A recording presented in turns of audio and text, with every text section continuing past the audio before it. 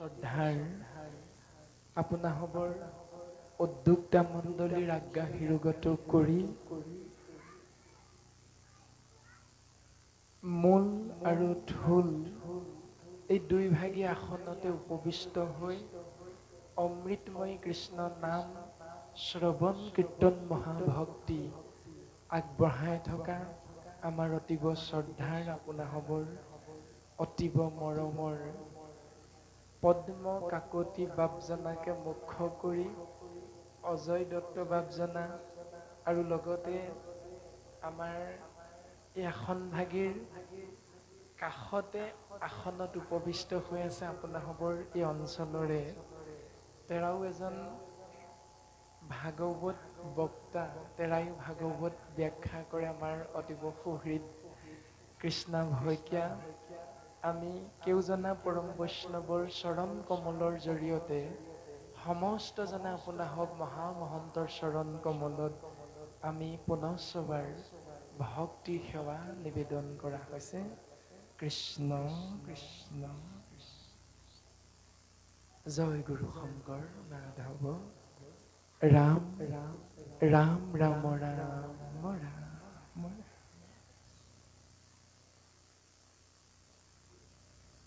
মত্তৰ বৈকুণ্ঠপুৰী নামঘৰ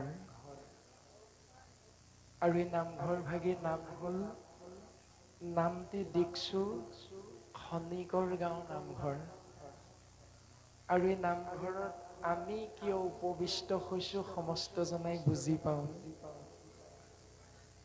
কিয়নো চাৰিদিনীয়া কাৰ্যসূচীৰে অমৃতময়ী কৃষ্ণ নাম মহাভাগৱত কথা প্ৰকাশমান হৈ আছে আৰু গুৰুজন বস্তুৱে আমি সমস্ত জনাৰ প্ৰতি কৃপা কৰি এই নামঘৰ আমাক দি থৈ গ'ল দ্বিতীয় বৈকুণ্ঠ হিচাপে আৰু আমি এই কথাটো কম বেছি পৰিমাণে সমস্ত জনাই বুজি পাওঁ যে গোবিন্দ গোসাঁইৰ কৃষ্ণ গোসাঁইৰ গুণ যশ শ্ৰৱণ কীৰ্তন মহাভক্তি বা মহাধৰ্ম প্ৰকাশ কৰয় জৈত জৈত দ্বিতীয় বৈকুণ্ঠ তাংকে বোলে মহা সত্ৰ এয়া শাস্ত্ৰই আমাক সিদ্ধান্ত দিছে যে ঈশ্বৰ কৃষ্ণ প্ৰভু ভগৱন্তৰ নাম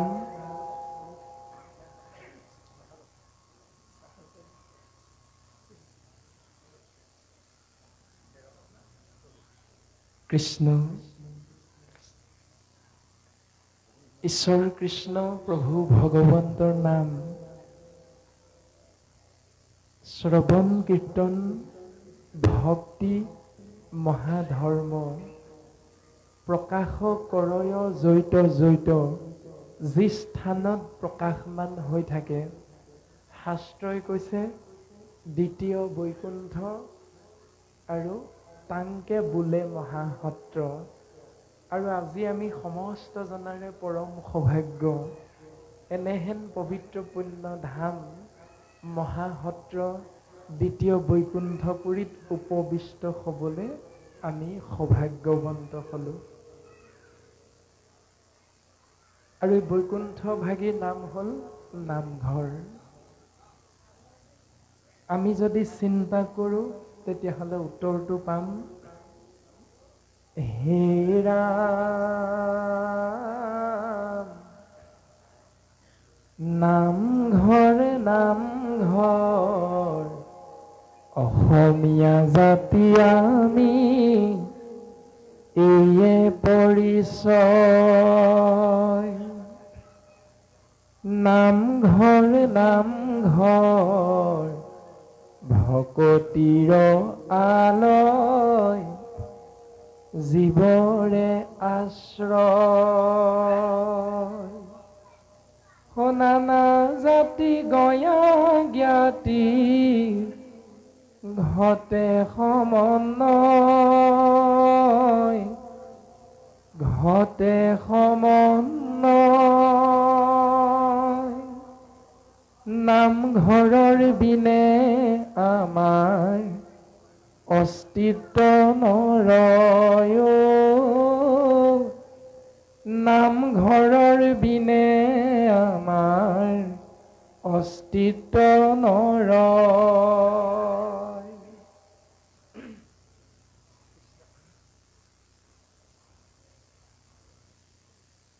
এয়াই আমাৰ নামঘৰ। অসমীয়া জাতি আমাৰ পৰিচয় হ'ল নামঘৰ।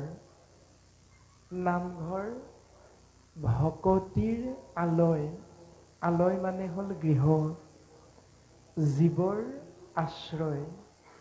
আমি জীৱাত্মাবিলাকে ২৪টি তত্ত্বৰে গঠিত এই শৰীৰত প্ৰৱেশ কৰা মাত্ৰকে আমাৰ স্বধৰ্ম হ'ল পিতৃ পৰম পিতা প্ৰভু ভগৱন্ত ঈশ্বৰ কৃষ্ণৰ নাম আশ্ৰয় কৰা।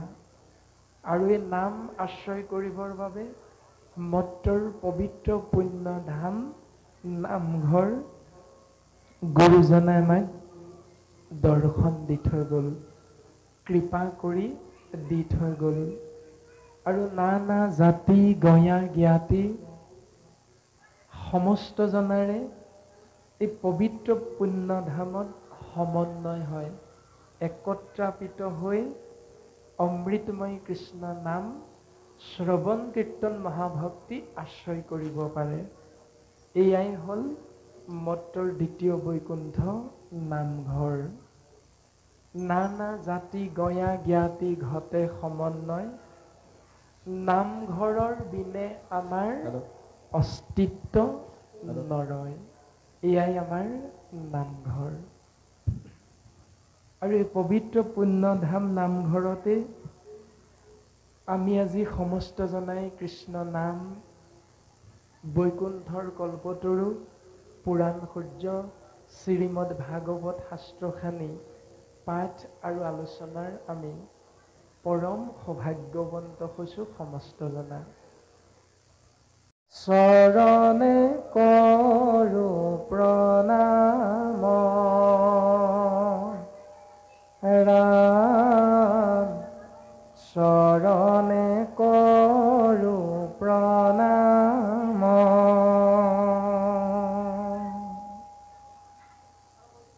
শাস্ত্ৰৰ উত্তম হ'ল গীতা ভাগৱত, আৰু ধৰ্মৰ উত্তম হ'ল নাম, দেৱৰ উত্তম হ'ল দৈৱকী নন্দন। আৰু সেইজনাৰ চৰণ কমলতে সমস্ত জীৱই যদি শৰণ গ্ৰহণ কৰে, আশ্ৰয় গ্ৰহণ কৰে, তেতিয়াহ'লে সেই জীৱৰ প্ৰতি ভগৱন্ত পুৰুষৰ পূৰ্ণ কৃপা বৰিষণ হয়। এতিয়া শাস্ত্ৰ মানে কি আমি যদি চিন্তা কৰোঁ তেতিয়াহ'লে উত্তৰ পাম যে শাস ধাতু যোগ ক্ৰম প্ৰত্যয় সমান শাস্ত্ৰ, য'ত মাতংগৰূপী জীৱক নিজৰ কুৰ্চুত কপট মদ মাচুৰ্য দম্ভ দৈশ্য অহংকাৰ আদি আদি গুণবিলাকৰ পৰা আঁতৰি আহি জীৱই অমৃতময় কৃষ্ণ নাম বস্তুত শৰণ গ্ৰহণ কৰি এটি সুন্দৰ জীৱন যাপন কৰি প্ৰভু ভগৱন্ত ঈশ্বৰ কৃষ্ণদেৱৰ কৃপাৰ বশত অধোগতিৰ বিপৰীতে পৰম গতি লাভ কৰিব পৰা ব্যৱস্থা য'ত নিহিত হৈ আছে, সেয়াই হ'ল শাস্ত্ৰ। আৰু এই উত্তম শাস্ত্ৰ হ'ল শ্ৰীমদ ভাগৱত গীতা। শ্ৰীমদ ভাগৱত মানে হ'ল স্বয়ং সৰ্বশক্তিমান পৰম পুৰুষ পৰম ব্ৰহ্ম ঈশ্বৰ কৃষ্ণ নিজে। আৰু গীতা শব্দৰ অৰ্থ হ'ল সেইজন ভগৱন্ত পুৰুষৰ শ্ৰীমুখৰ দ্বাৰা নিগৰিত হোৱা শব্দ ব্ৰহ্মৰূপ বাণী। আৰু মাধৱ গুৰুজনাই আমাক দৰ্শন দিলে সুন্দৰভাৱে। ও ভাৰত পুৰাণ আদি যত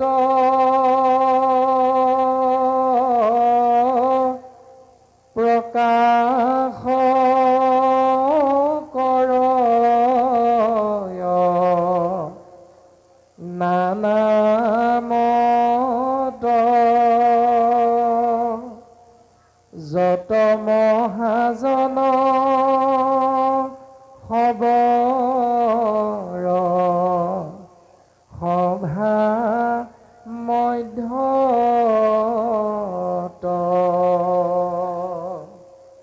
পৰম আনন্দ ৰসময়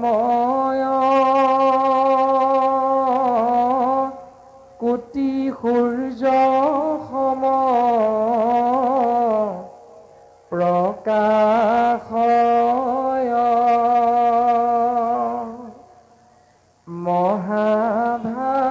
মহাভাগৱত নহন্ত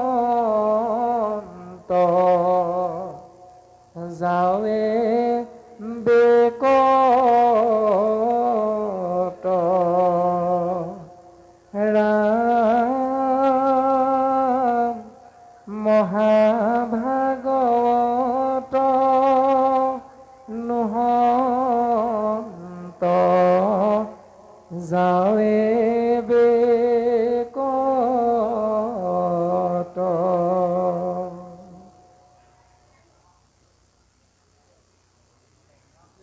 মহাভাৰত ৰামায়ণ দুভাগী মহাকাব্য, চাৰিভাগী বেদ, 14 ভাগী শাস্ত্ৰ, 18 ভাগী পুৰাণ।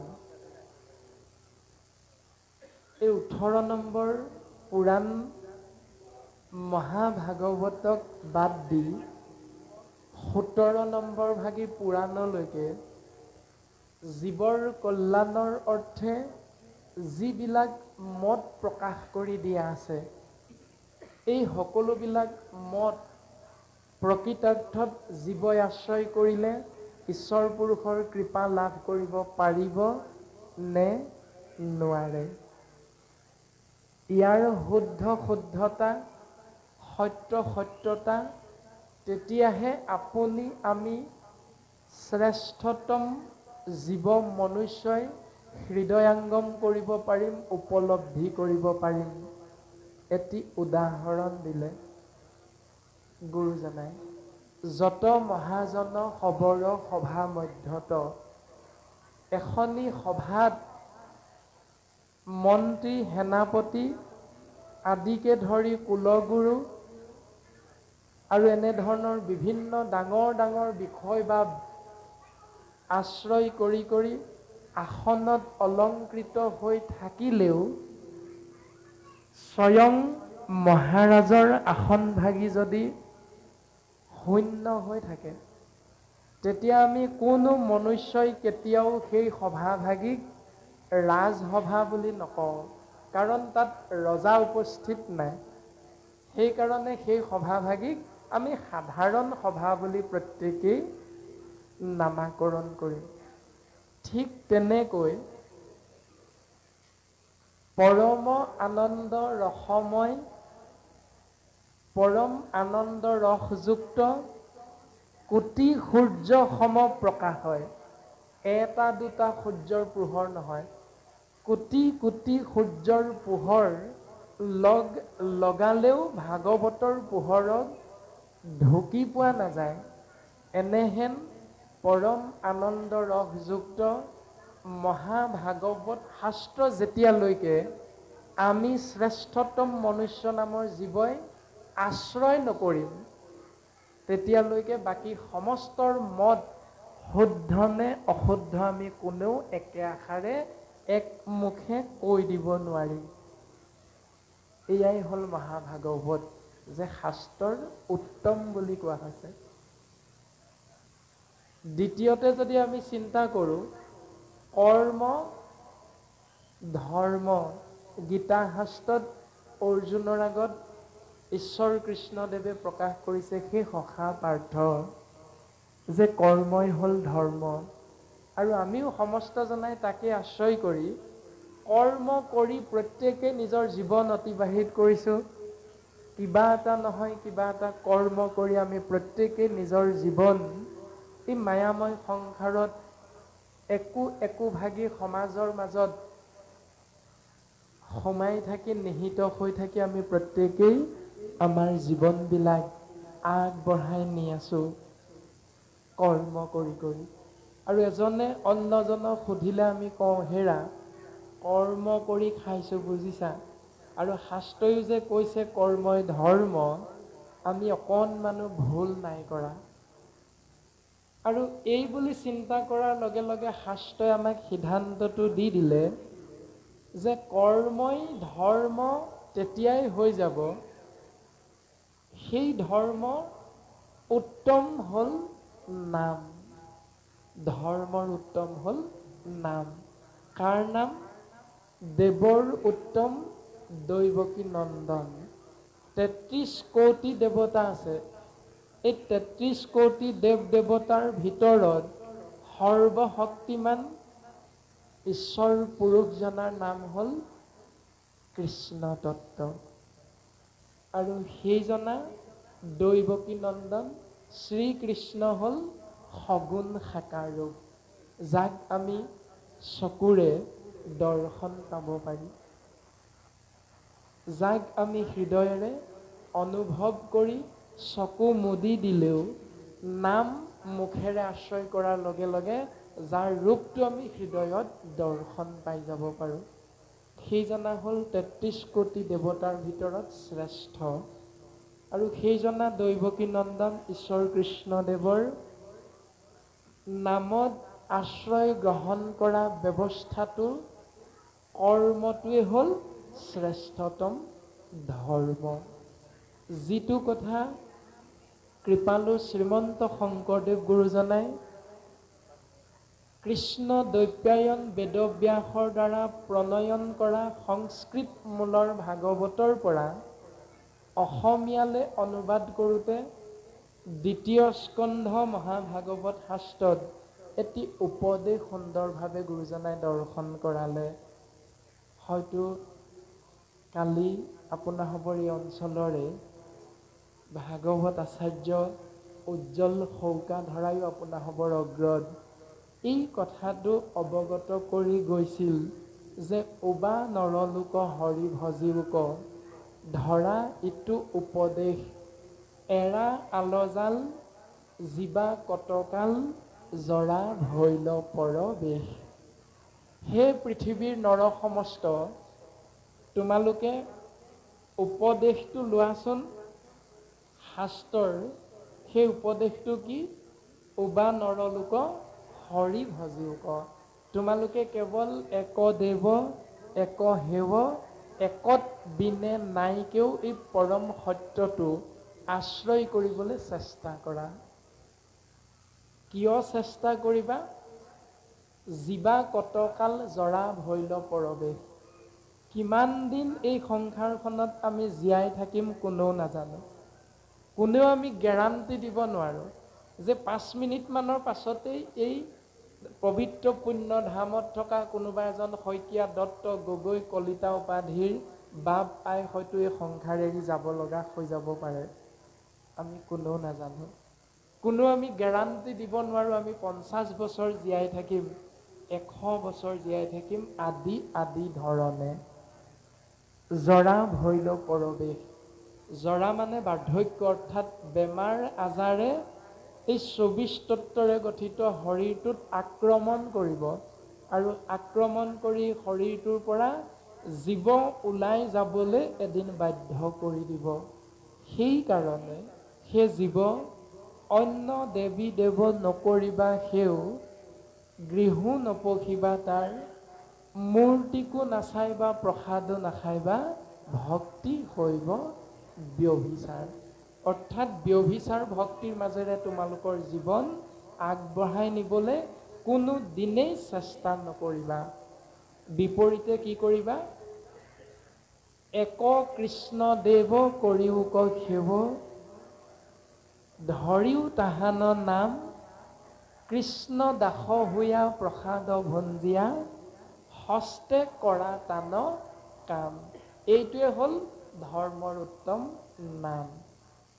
আমাক সুন্দৰভাৱে দ্বিতীয় স্কন্ধত গুৰুজনাই উপদেশ প্ৰদান কৰি দিলে।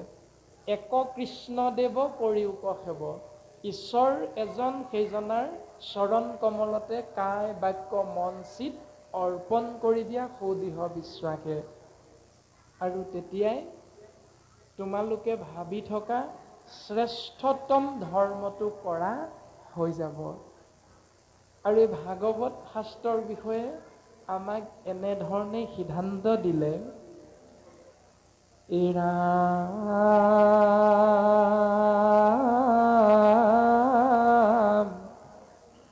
তপ জপ যজ্ঞ দান ব্ৰত সদাচাৰ ধন জন গৃহ পুত্ৰ ভাৰ্যা আপোনাৰ।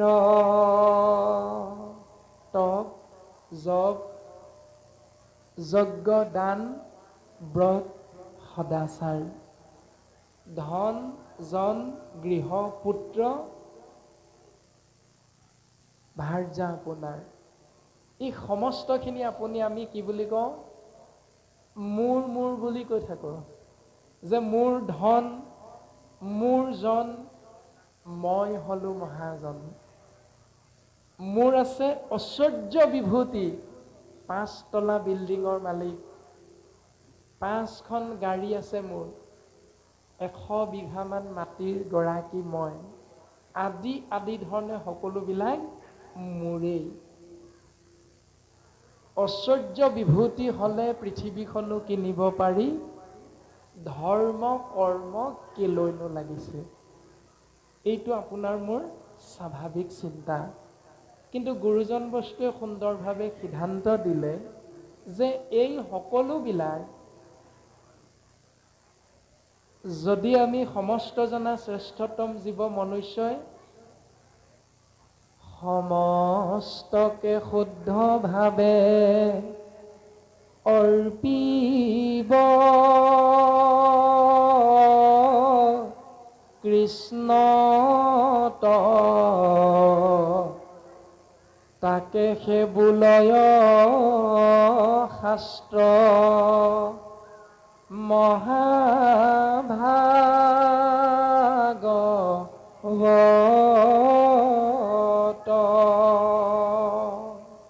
এই সমস্তবিলাক যদি আমি মনুষ্য নামৰ জীৱই কায় বাক্য মন চিত্ত সুদৃঢ় বিশ্বাসে ঈশ্বৰ কৃষ্ণদেৱৰ চৰণ কমলত অৰ্পণ কৰি দিব পাৰোঁ, তেতিয়াহ'লে এয়াই হ'ল শাস্ত্ৰ ভাগৱতৰ নিৰ্দেশ। আৰু আপুনি মই মহাভাগৱত ধৰ্ম বুলি বুজিব পাৰিম। এনেধৰণে আমাক মহাভাগৱত শাস্ত্ৰৰ বিষয়ে সুন্দৰভাৱে বুজিব পৰাকৈ উপদেশ প্ৰদান কৰিছে।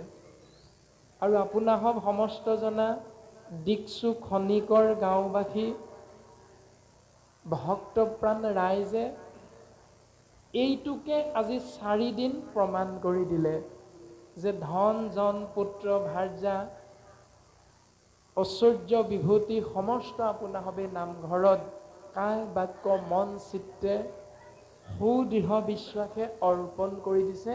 4 দিন আপোনাসৱে ইয়াত উপবিষ্ট হৈ থাকি।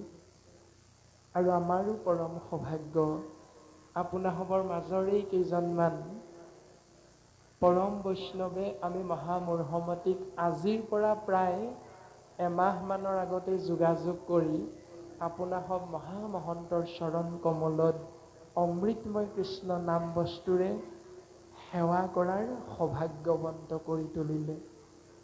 পুনশ্চ আমি সমস্ত জনাৰে চৰণ কমলত সেৱা নিবেদন কৰা হৈছে। আৰু আজি বৰ্তমান যি পাঠ একাদশ স্কন্ধ আলোচনা হৈ আছে, আমি পাঠৰ মাধ্যমেৰে আপোনাসৱৰ মাজত অমৃতময় কৃষ্ণ নাম শ্ৰৱণ কীৰ্তন মহাভক্তি সীমিত জ্ঞানৰ জৰিয়তে প্ৰকাশ কৰিবলৈ চেষ্টা কৰা হ'ব। কৃষ্ণ কৃষ্ণ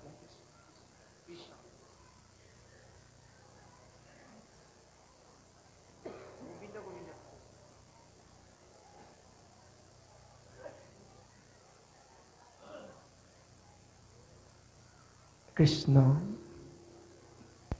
বৰ্তমান পাঠ হৈ আছিল একাদশ স্কন্ধ কৃষ্ণ উদ্ধৱ সংবাদ,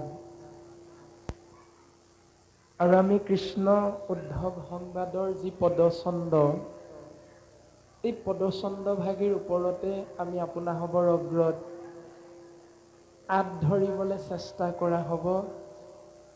যি ভুল ক্ৰুটি ৰৈ যাব আপোনাসৱ মহামহন্তে আমাক ক্ষমা দিব। আমি পুনশ্চ সেৱা নিবেদন কৰা হৈছে। আমি সমস্ত জনা জীৱ আত্মা পঞ্চভূত ২৪টি তত্ত্বৰে গঠিত শৰীৰত প্ৰৱেশ কৰিলোঁ। কাৰ কৃপাৰ বশত? সৰ্বশক্তিমান ঈশতত্ত্ব পৰম পুৰুষ ভগৱানৰ কৃপাৰ বশত। আমি যদি সৰ্বপ্ৰথমেই চিন্তা কৰোঁ, পঞ্চভূত মানে কি? মাটি, পানী, বায়ু, অগ্নি, আকাশ। এয়া হ'ল পঞ্চভূত। এই পঞ্চভূত যিজনাই সৃষ্টি কৰিছে সেই সৰ্বশক্তিমানজনৰ নাম হ'ল ভগৱান। ভগৱান শব্দই আমাক সুন্দৰভাৱে নিৰ্দেশনা দিছে। ভ মানে হ'ল ভূমি, অৰ্থাৎ মাটি বা পৃথিৱী। গ মানে হ'ল গগন, অৰ্থাৎ আকাশ। উ মানে হ'ল বায়ু। আ মানে হ'ল অগ্নি। ন মানে হ'ল নীৰ, অৰ্থাৎ পানী। মাটি, পানী, বায়ু, অগ্নি, আকাশ, এই পঞ্চভূত যিজনে সৃষ্টি কৰিছে সেই সৰ্বশক্তিমান ঈশতত্ত্বৰ নাম ব্ৰহ্ম হ'ল ভগৱান। আৰু তেৰাই এটি জীৱ দেহ সৃষ্টি কৰিলে। সেই দেহটোত ২৪টা তত্ত্ব নিহিত হৈ আছে। সেই ২৪টা তত্ত্ব হ'ল পঞ্চ কৰ্মেন্দ্ৰিয় যোগ পঞ্চ জ্ঞানেন্দ্ৰিয় সমান ১০ ইন্দ্ৰিয়, যোগ ১০ প্ৰাণ সমান ২০, যোগ মন, চিত, বুদ্ধি আৰু অহংকাৰ। এই ২৪টা তত্ত্বৰে গঠিত আমাৰ এই মনুষ্য নামৰ শৰীৰ। এই শৰীৰটোতে সৰ্বশক্তিমান ভগৱানৰ কৃপাৰ বশত জীৱ আত্মা আহি প্ৰৱেশমান হ'ল। আৰু এই জীৱাত্মাৰ প্ৰতীক স্বৰূপ মহাভক্ত উদ্ধৱ, পৰম আত্মা ঈশতত্ত্ব হ'ল শ্ৰীকৃষ্ণ, যাক আমি দৈৱকী নন্দন কৃষ্ণ বুলি কওঁ বা সমস্ত জনাই কম বেছি পৰিমাণে বুজি পাওঁ। এই মহাভক্ত উদ্ধৱে ভগৱন্ত পুৰুষৰ কাৰ্যকলাপ দৰ্শন কৰি ভগৱন্ত পুৰুষৰ দুখানি অভয় চৰণ কমলত পৰি বাগৰি বাগৰি কান্দিছে, মাথোন কান্দিছে। আপোনাসৱ সৰ্বজানন্তা, আমি বৰ বিশেষ আগলৈ যোৱা নাই। এইখিনিৰ পৰাই আমি পদচন্দৰ আঁত ধৰিবলৈ চেষ্টা কৰা হৈছে। আগৰখিনি আপোনাসৱ সমস্ত জনাই ইতিমধ্যে শ্ৰৱণ কৰিলে, আৰু আমি যিখিনিত ইতিমধ্যে পাঠ ৰখাই দিয়া হৈছিল, আমি সেইখিনিৰ পৰা আঁত ধৰিবলৈ চেষ্টা কৰা হ'ব।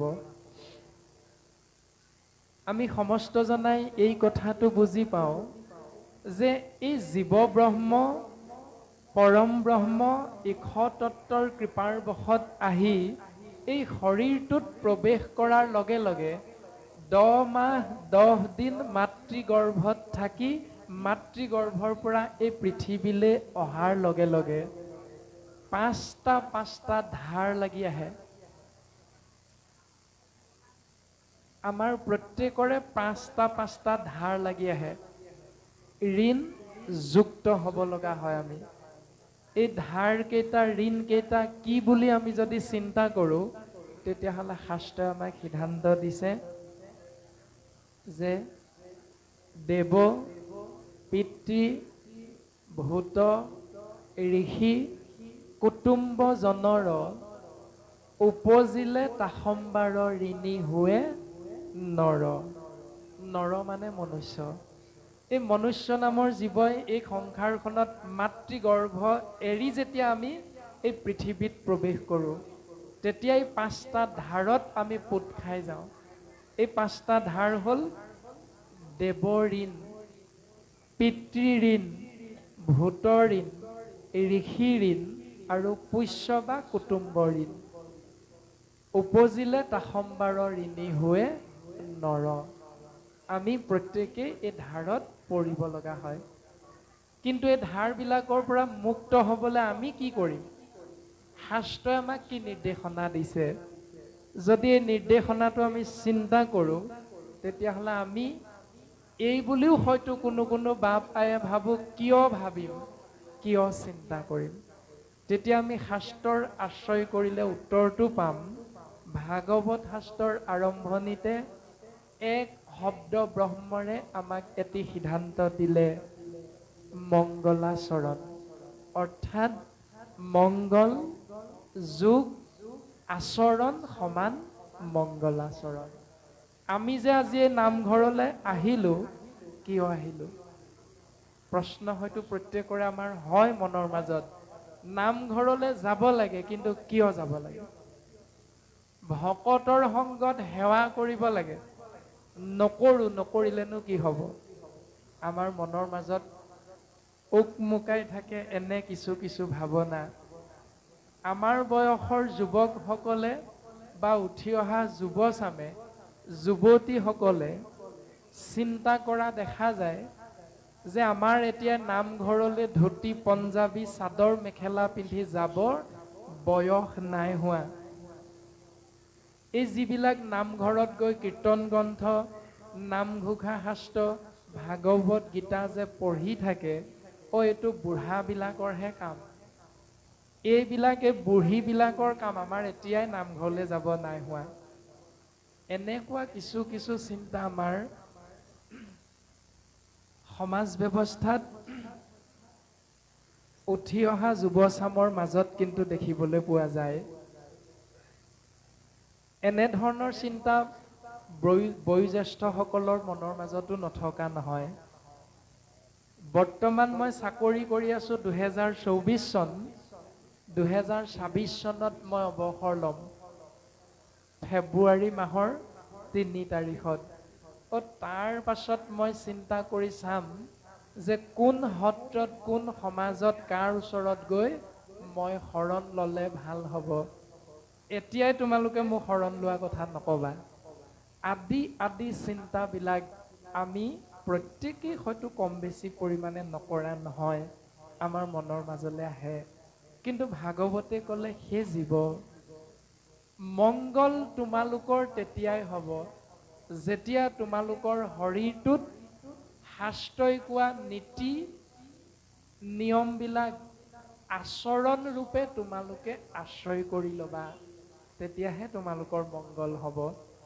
অৰ্থাৎ একে আশাৰে যদি চিন্তা কৰোঁ, আমাৰ সমাজত অতীজৰ পৰা চলি অহা এটি ভাৱনা যে মুখতে বঁটা পায়, মুখতে গতা পায়। যদি আপুনি মই আনৰ পৰা মৰম বিচাৰোঁ, শ্ৰদ্ধা বিচাৰোঁ, তেতিয়াহ'লে আপুনি আমিও সেইজনৰ প্ৰতি মৰম আৰু স্নেহ শ্ৰদ্ধা কৰিব লাগিবই। তেতিয়াহে আপোনাক মোক সেইজনাই মৰম দিব, শ্ৰদ্ধা কৰিব। আদি ধৰণে আমি সমস্তজনাই কম বেছি পৰিমাণে বুজি পাম।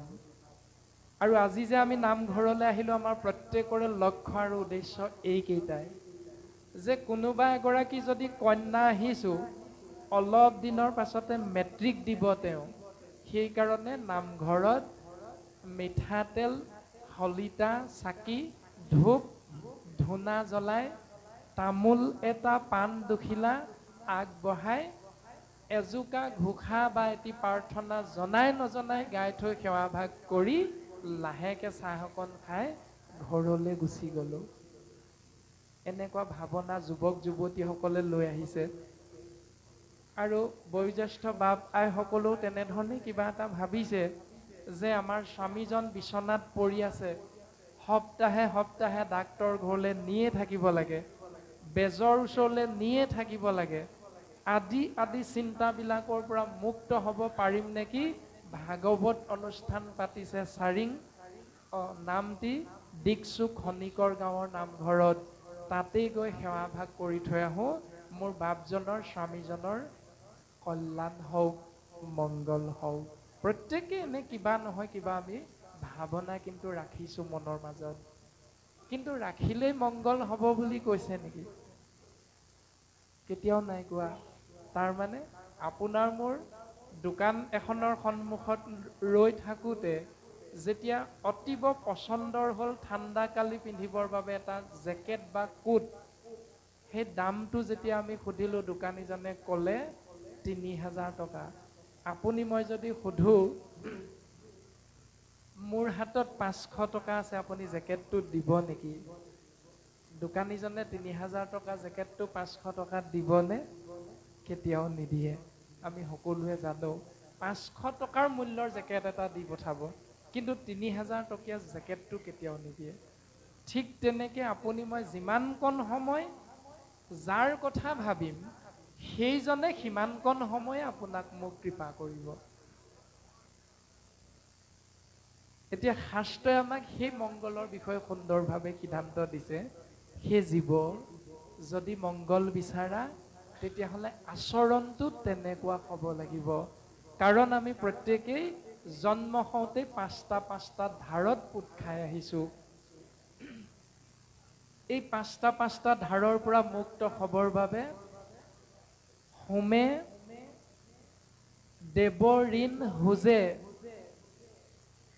হোম যজ্ঞৰ দ্বাৰা দেৱতাৰ ঋণ পৰিশোধ কৰিব পৰা যায়।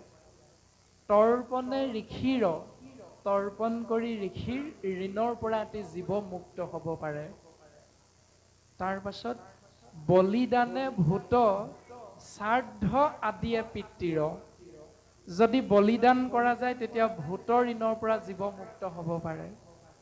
যদি পিতৃ পৰলোকগামী হ'ল তেতিয়া পিতৃৰ অৰ্থে বা জীয়াই থাকোঁতেই পিতৃদেৱো ভৱ মাতৃদেৱো ভৱ, এই দুইটি ব্যৱস্থা শাস্ত্ৰসন্মতে যদি আমি পুত্ৰ কন্যাত অৰ্থাৎ সন্তানে যদি আশ্ৰয় কৰোঁ তেতিয়াহ'লে শ্ৰাদ্ধ আদিয়ে পিতৃৰ ঋণৰ পৰা জীৱ মুক্ত হ'ব পাৰে।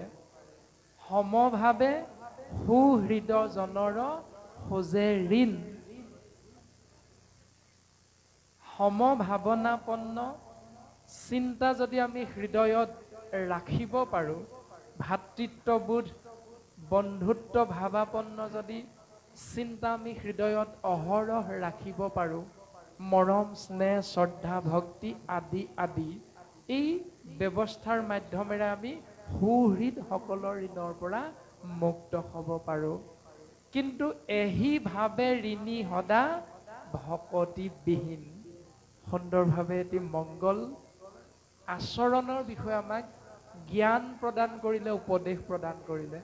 এনেধৰণে যিসকলে পাঁচটা ঋণৰ পৰা মুক্ত হ'ব বিচাৰে সেই জীৱ নিতৌ অৰ্থাৎ ২৪ ঘণ্টীয়া এটা দিনৰ ভিতৰত পাঁচটা এনেকুৱা যজ্ঞ কৰ্ম প্ৰত্যেক দিনাই কৰি থাকিব লাগিব।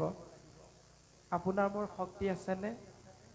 এই পাঁচটা যজ্ঞ প্ৰত্যেক দিনাই কৰিবলৈ আপোনাৰ মোৰ হাতত সময় আছেনে? চিন্তা আমি প্ৰত্যেকে নিজে নিজে কৰিব লাগিব। যদি নাই তেতিয়াহ'লে শাস্ত্ৰই আমাক সুন্দৰভাৱে উপদেশটো দি দিলে যে কায় বাক্য মন কৰি নিশ্চয়ে যিজন মুকুন্দৰ চৰণত পখিল শৰণ। যিজনে কায় বাক্য মন চিত্তেৰে সুদৃঢ় বিশ্বাসে এক কৃষ্ণদেৱৰ চৰণ কমলত নিজকে আশ্ৰয় কৰাই দিলে, নিজকে শৰণাপন্ন কৰাই দিলে, সেইজনাই তাৰ ঋণ খোজা সবে গৈল সমস্তৰে, সেইজনাৰ সমস্ত ঋণ মুক্ত হৈ যাব পাৰে বুলি কৈছে। তেওঁ সমস্ত ধাৰৰ পৰা অনায়াসে মুক্ত হৈ যাব পাৰে। এইটোৱে হ'ল গুৰুজনাৰ সুন্দৰ উপদেশ। শাস্ত্ৰসন্মতে আমি সমস্ত জনাৰ প্ৰতি কৃপা কৰি দিলে। এতিয়া আমি বছৰেকত নামঘৰলৈ এদিন বা দুদিনহে আহোঁ মংগল বিচাৰি, কিন্তু আমি যদি এই ব্যৱস্থাটো যে নামঘৰলৈ আহি আমি যিটো কৰ্ম কৰোঁ, ধূপ ধূনা বন্তি এজোকা ঘোষা বা প্ৰাৰ্থনাৰে আমি সেৱা নিবেদন কৰা, এক ঈশ্বৰৰ চৰণ কমলত, এই ব্যৱস্থাটো যদি আমি পুৱা গধূলি আমাৰ নিজৰ গৃহতে প্ৰত্যেকেই আশ্ৰয় কৰোঁ, তেতিয়াহ'লে নকৰিও ঋণী। সেইজনে এই ওপৰত কৈ অহা পাঁচটা যজ্ঞ কৰ্ম নকৰাকৈও প্ৰত্যেক দিনাই ঋণৰ পৰা মুক্ত হৈ থাকিব পাৰে। সুন্দৰভাৱে মাধৱ পুৰুষজনাই সিদ্ধান্ত দিলে নামঘোষা শাস্ত্ৰত, এ ৰাম মাধৱে বুলন্ত মোক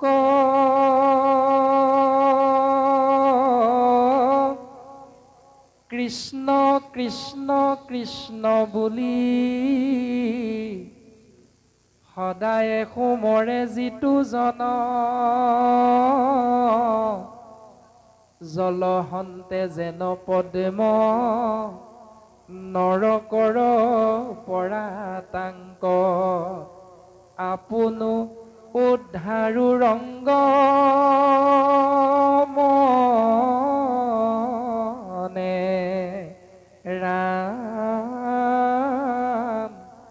আপুনি উদ্ধাৰো ৰংগ মনে। ঈশ্বৰ কৃষ্ণদেৱে কৈছে যে যি জীৱই মোৰ কৃষ্ণ কৃষ্ণ কৃষ্ণ নাম এদিন ক'ব এবাৰ ক'বই বুলি নাই কোৱা, সদায় সোমৰে যিটো জন, যিজনে সদায় আশ্ৰয় কৰি থাকে, যেনেকৈ বোকাত ফুলা পদুম ফুল পানীৰ ওপৰলৈ মই তুলি ধৰোঁ, ঠিক তেনেকৈ সেই জীৱ যদি কিবা কাৰণত নৰকগামী হ'ব লগা হয়ো, তেওঁক মই নিজে আনন্দ মনেৰে নৰকৰ পৰা উদ্ধাৰ কৰোঁ। কেৱল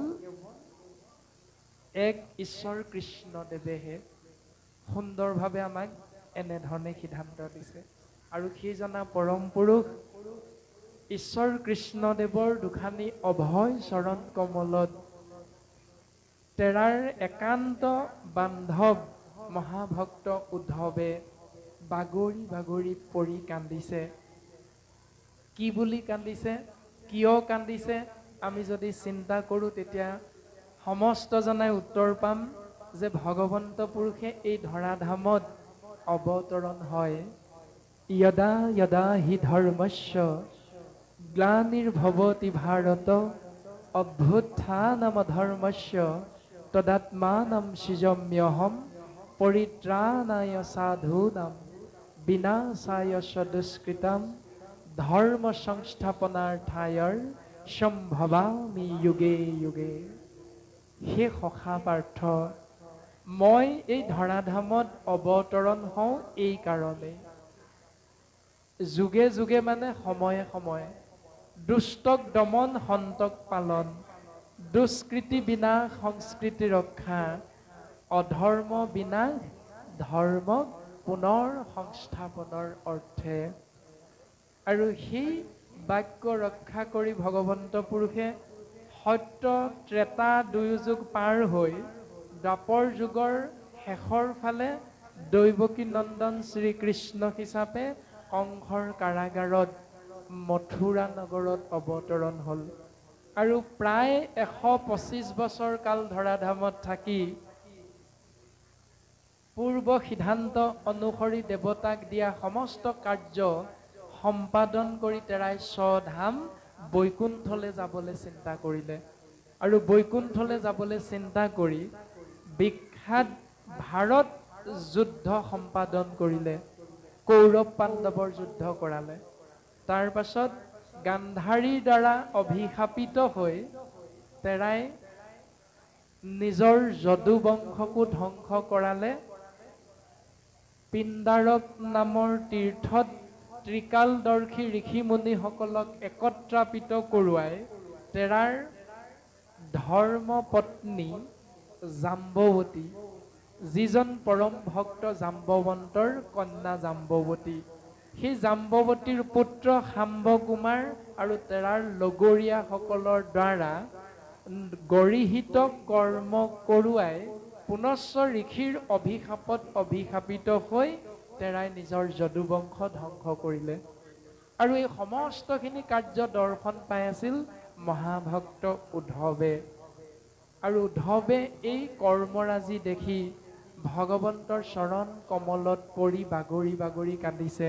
হে প্ৰভু, তুমি অশ্বত্থ বৃক্ষৰ তলত শয়ন কৰি আছা আৰু তুমি হৰবৃদ্ধ হৈ আছা, তোমাৰ চৰণত হৰ লাগি আছে। ভগৱন্ত পুৰুষে সিদ্ধান্ত দিছিল।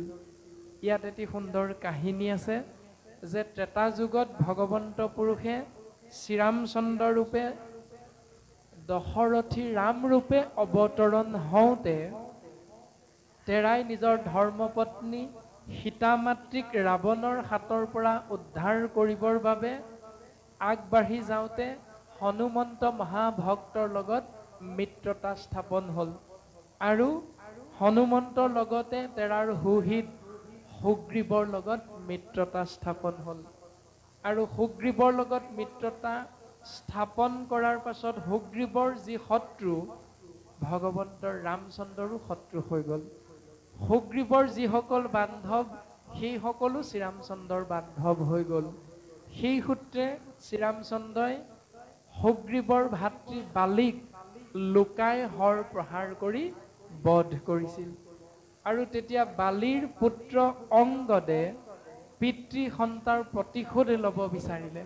আৰু শ্ৰীৰামচন্দ্ৰই সিদ্ধান্ত দিলে যে সেই মোৰ পুত্ৰ সম অংগদ, তোমাৰ মনৰ কামনা এই জন্মত পূৰণ নহ'ব, তুমি দ্বিতীয় জন্ম ল'ব লাগিব। মই দ্বাপৰ যুগত দৈৱকী নন্দন শ্ৰীকৃষ্ণ হিচাপে অৱতৰণ কৰিম আৰু তুমিও সেই যুগত ব্যাধ ৰূপে অৱতৰণ হ'বা, জন্ম গ্ৰহণ কৰিবা। আৰু সেই ব্যাধৰ হৰতেই ভগৱন্ত ঈশ্বৰ কৃষ্ণদেৱে বৈকুণ্ঠলৈ যাবলৈ হৰবৃদ্ধ হৈ অশ্বত্থ বৃক্ষৰ তলত শয়ন কৰি চিন্তা কৰি আছে। আৰু তেনেতে গৈ মহাভক্ত উদ্ধৱ ভগৱন্ত পুৰুষৰ ওচৰ পালে আৰু বাগৰি বাগৰি কান্দিছে। হে ৰাম,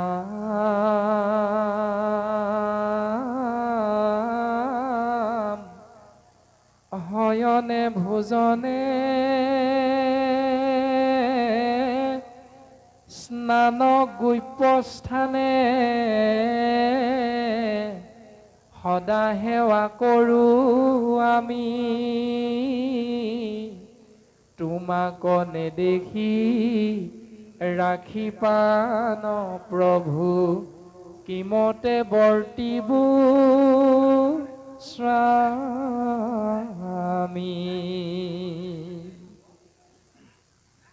ৰাম হবে পৰিহৰি চৰণ দুতয়, ৰাম তোমাৰ কৰিলো হাৰ, তুমি এৰিলাতে ঐ বন্ধু মাধৱ, দিনতে দেখুৱা ধাৰ। হে প্ৰভু, শয়নে ভোজনে অৰ্থাৎ শুওঁতে খাওঁতে উঠোতে বহোঁতে বাক্যে বচনে সকলোতে মই কেৱল তোমাৰ কথাহে চিন্তা কৰি আছিলোঁ প্ৰভু। তথাপিতো তুমি মোক এৰি থৈ বৈকুণ্ঠলৈ যাব বিচাৰিছা। প্ৰভু, তুমি যদি মোক এৰি থৈ যোৱা মইতো দিনতে আন্ধাৰ দেখা পাম প্ৰভু। গতিকে তুমি মোক কৃপা কৰা, তোমাৰ লগত মোকো লৈ যোৱা। এই কথাটো যদি আমি আমাৰ লগত সাম্প্ৰতিক সময়ত বাস্তৱ ছবিখনেৰে চিন্তা কৰোঁ, তেতিয়াহ'লে উত্তৰটো পাম, দুখ কৰি ধন ধান আৰ যে যত মানে। আপুনি আমি মনুষ্য নামৰ জীৱই চাকৰি বাকৰি হাজিৰা খেতি বাতি আদি কৰি যিমান ধন ধান উপাৰ্জন নকৰোঁ কিয়, কৃষ্ণে এৰি লাতে সবে খাইব তাংক আনে। যেতিয়া আমাৰ এই শৰীৰটোৰ পৰা জীৱ ব্ৰহ্ম ওলাই গুচি যাব, তেতিয়াই এই সকলোখিনি আনে হস্তক্ষেপ কৰিব। এই সকলোখিনি আনৰ হৈ যাব। তেতিয়ালৈকেহে আপোনাৰ মোৰ নামত থাকিব, যেতিয়ালৈকে এই শৰীৰটোত পৰম ব্ৰহ্ম কৃষ্ণ তত্ত্ব প্ৰকাশমান হৈ থাকিব। আপোনাৰ সৰ্বজানন্দা জানেই যে পিতৃ পৰলোকগামী হোৱাৰ লগে লগে দুজন পুত্ৰৰ মাজত মাটিৰ ভাগ বতৰা কৰিবলৈ চিন্তা চৰ্চা আৰম্ভ হৈ যায়। কিন্তু যেতিয়ালৈকে পিতৃৰ নামত এই মাটি বাৰী নামজাৰি হৈ থাকিব, তেতিয়ালৈকে পুত্ৰই কেতিয়াও সেইবিলাক কৰিবলৈ সাহস নকৰে।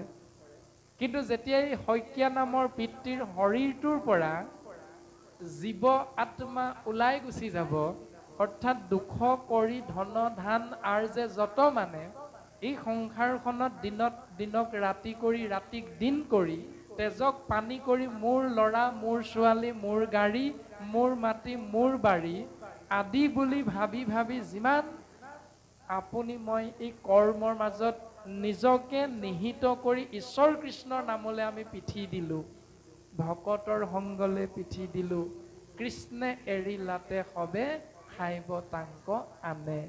এই সকলোবিলাক কৃষ্ণ তত্ত্ব আঁতৰি যোৱাৰ লগে লগে, যিহেতু আমাৰ এজন পিতৃৰ সন্তান আছিল দুজন, বাস্তৱসন্মত পৃথিৱীৰ সত্য ছবিখন আপোনাৰভাৱে জানে যে পিতৃ পৰলোকগামী হ'ল, পিতৃয়ে এৰি থৈ গ'ল মাটি সম্পত্তি, তেজক পানী কৰি হাড়ক মাটি কৰি তেৰাই ধন ধান ঘটিছিল যে পুত্ৰই ভালকৈ খাব।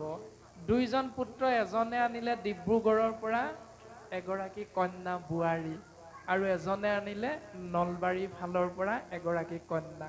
কিন্তু দুয়োগৰাকী কন্যাৰ বংশ পৰিচয়ৰ লগত পিতৃ মাতৃৰ কাৰো চিনাকি নাই। আৰু সেই দুগৰাকীৰ গৰ্ভত যি দুজন সন্তান জন্ম হ'ব, সেই দুজন সন্তানেই এই তেজক পানী কৰি হাড়ক মাটি কৰি ঘটি থৈ যোৱা ধনৰাশিৰ উত্তৰাধিকাৰী হৈ যাব। তেতিয়াহ'লে আপুনি মই কাৰ কাৰণেনো এইবিলাক অৰ্জন কৰিলোঁ, উপাৰ্জন কৰিলোঁ, কালে থৈ গ'লোঁ, নিজে দেখোন খাবলৈকে নাপালোঁ। গতিকে শাস্ত্ৰই এই কথাটোকে বৰ্তমান সুন্দৰভাৱে সিদ্ধান্ত দিছে উদ্ধৱ মহাভক্তৰ মুখেৰে যে প্ৰভু তুমি যদি এৰি থৈ যোৱা, মই কিন্তু দিনতে আন্ধাৰ দেখিম। গতিকে তুমি যদি যাব বিচাৰিছা, মোকো লৈ যোৱা তোমাৰ লগত। এই বুলি মহাভক্ত উদ্ধৱে কান্দিছে, মাথোন কান্দিছে।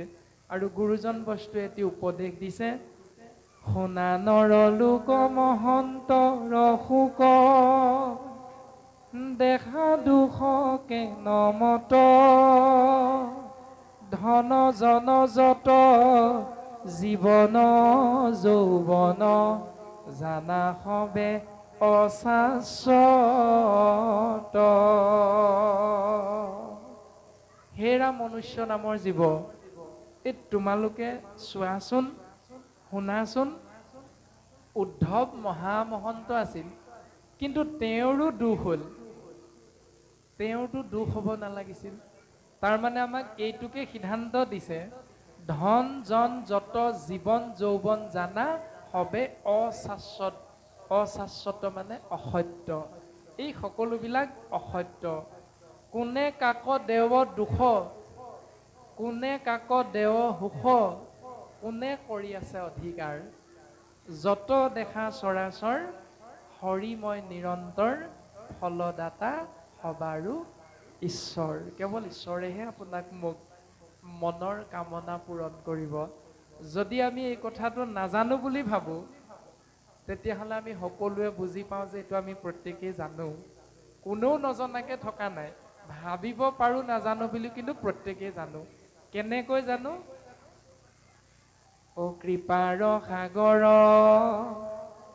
দৈৱকী নন্দন পুৰিও মনৰ কাম ভকতৰ সংগ সদানুগোচুক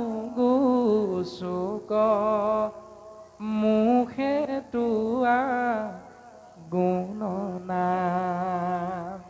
এইটো আমি প্ৰত্যেকে বুজি পাওঁ আৰু সেইকাৰণে প্ৰত্যেকে আমি এই জোকা ঘোষা আশ্ৰয় কৰোঁ। যদি আমি বিশ্লেষণ কৰোঁ এই ঘোষা জোকাৰ অৰ্থটো কি? কৃপাৰ সাগৰ কৃপাময়, কৰুণাৰ সাগৰ কৰুণাময়, দয়াৰ সাগৰ দয়াময় কোন? দৈৱকী নন্দন শ্ৰীকৃষ্ণ। যদি ৩৩ কোটি দেৱতা আছে তেতিয়াহ'লে ৩৩ কোটি দেৱতাৰ ভিতৰত সাগৰ কোন? দৈৱকী নন্দন শ্ৰীকৃষ্ণ। বাকীসকল কি? বাকীসকল খাল, নৈ, বিল, নদ, নদী, জলাশয় আদিবিলাক। ৩৩ কোটি দেৱতাৰ ভিতৰত কৃষ্ণ হ'ল সাগৰ। এতিয়া আপোনাৰ মোৰ আত্মবিশ্লেষণ হ'ব লাগিব যে আপুনি মই সাগৰৰ ওচৰলৈ যাম নে খালটোৰ পানীটোপা পালে আপোনাৰ মোৰ সন্তুষ্ট। চিন্তা আপোনাৰ মোৰ নিজৰ নিজৰ।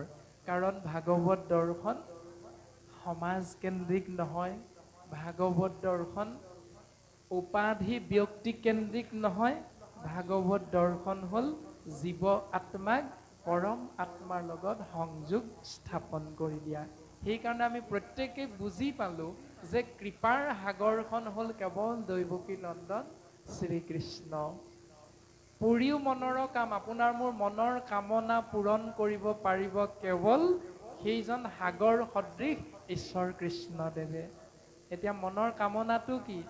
মনৰ কামনাটো আমি কৈ দিলোঁ, পুৰিও মনৰ কাম, মনৰ কামনাটো প্ৰকাশ কৰি দিলোঁ ধূপডাল জ্বলাই, মনৰ কামনাটো প্ৰকাশ কৰি দিলোঁ বন্তি গছিত তেল অকণ ঢালি, মনৰ কামনাটো প্ৰকাশ কৰি দিলোঁ এটা তামোল দুখন পাণ আপুনি মই আগলি কলপাতত আগ কৰি। মনৰ কামনাটো কি? মেট্ৰিকটো পাছ কৰাই দিয়া এইটো নেকি? মনৰ কামনাটো গাড়ী দুখন দিয়া এইটো নেকি? প্ৰভু চাকৰি এটা দিয়া এইটো নেকি?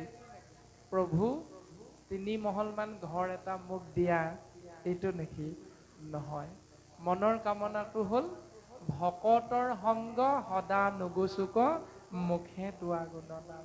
হে প্ৰভু, তোমাৰ ভকতৰ সংগৰ পৰা মই যেন কোনো দিন আঁতৰি থাকিব লগা নহয়। প্ৰভু, তোমাৰ নাম যেন মোৰ মুখেৰে কেৱল অনৰ্গল অহৰ্নিশে আহি থাকে, এই কৃপা কৰিলেই হৈ যাব প্ৰভু। এই বুলিহে আমি প্ৰত্যেকেই কৈছোঁ। যদি এই বুলি কৈছোঁ তেতিয়াহ'লে আপুনি মই চিন্তা কৰিব লাগিব মংগল যোগ আচৰণ এইটো আমাৰ হৈছেনে নাই হোৱা এতিয়া।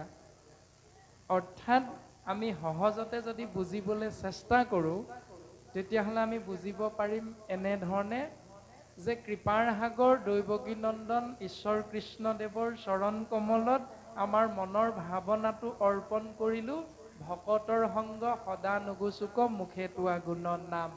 অৰ্থাৎ ঈশ্বৰৰ কৃপা লাভ কৰিবৰ বাবে যিখন দৰখাস্ত আমি মনেৰে দিবলৈ চিন্তা কৰোঁ, সেই দৰখাস্তখন আমি কাক দিব লাগিব?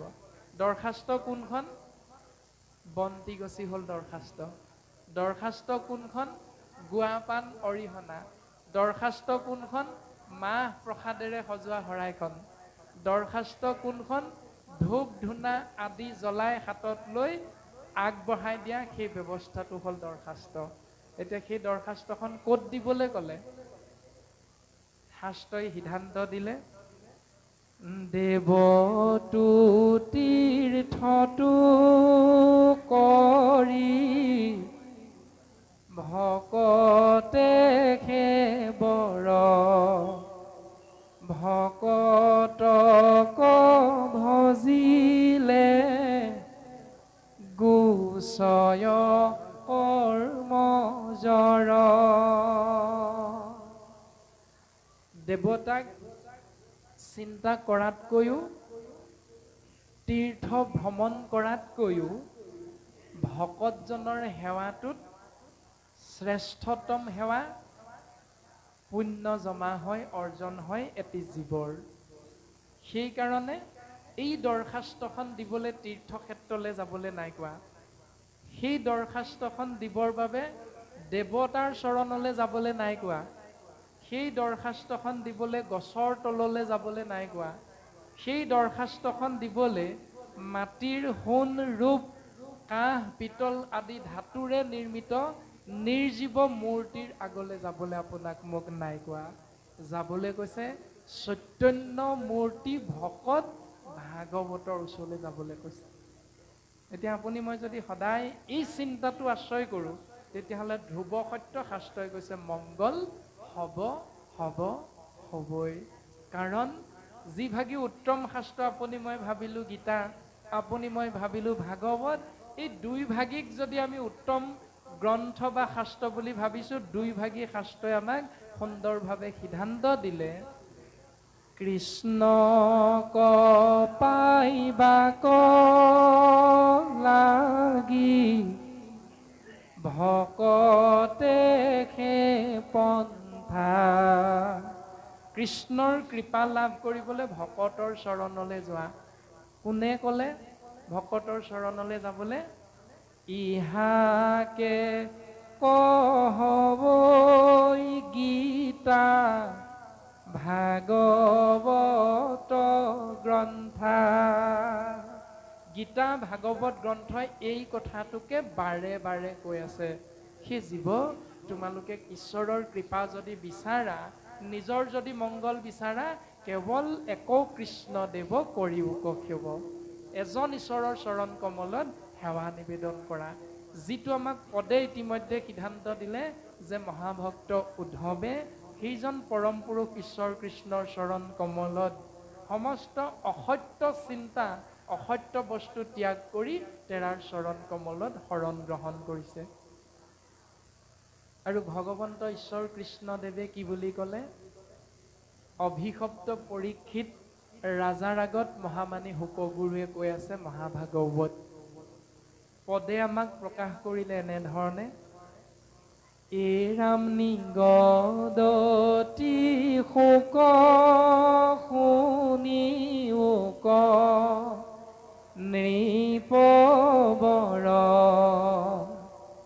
ভকতৰ সন্তাপ দেখিয়া পীতাম্বৰ। নিগদতি শোক শুনিওক নৃপবৰ। যে নিগদতি মানে কৈ থকা, শুকমুনিয়ে কৈ আছে, সেই ৰাজন পৰীক্ষিত তুমি শুনাচোন, ভকতৰ দুখ দেখি ঈশ্বৰ পুৰুষ প্ৰভু ভগৱন্তয়ো কান্দিছে, দুখ কৰিছে। যদি একান্ত ভক্তৰ দুখ দেখি ঈশ্বৰে কান্দে, তেতিয়াহ'লে এইটো শাস্ত্ৰৰ সত্য শুদ্ধ যদি নিয়ম হয়, এই নিয়মটো আপুনি মই চিন্তা কৰিব লাগিব একবিংশ শতিকাত বাস্তৱসন্মত পৃথিৱীখনত। কেনেকৈ চিন্তা কৰিম? আপোনাৰ মোৰ পিতৃ যদি পৰলোকগামী হয়, তেতিয়াহ'লে গাঁৱৰ যদি দাঁতিঘৰ গৃহস্থীয়ে হাঁহে, তেতিয়াহ'লে আমি বুজিব লাগিব যে আমাৰ আচাৰ আচৰণটো শাস্ত্ৰৰ লগত নাই মিলা।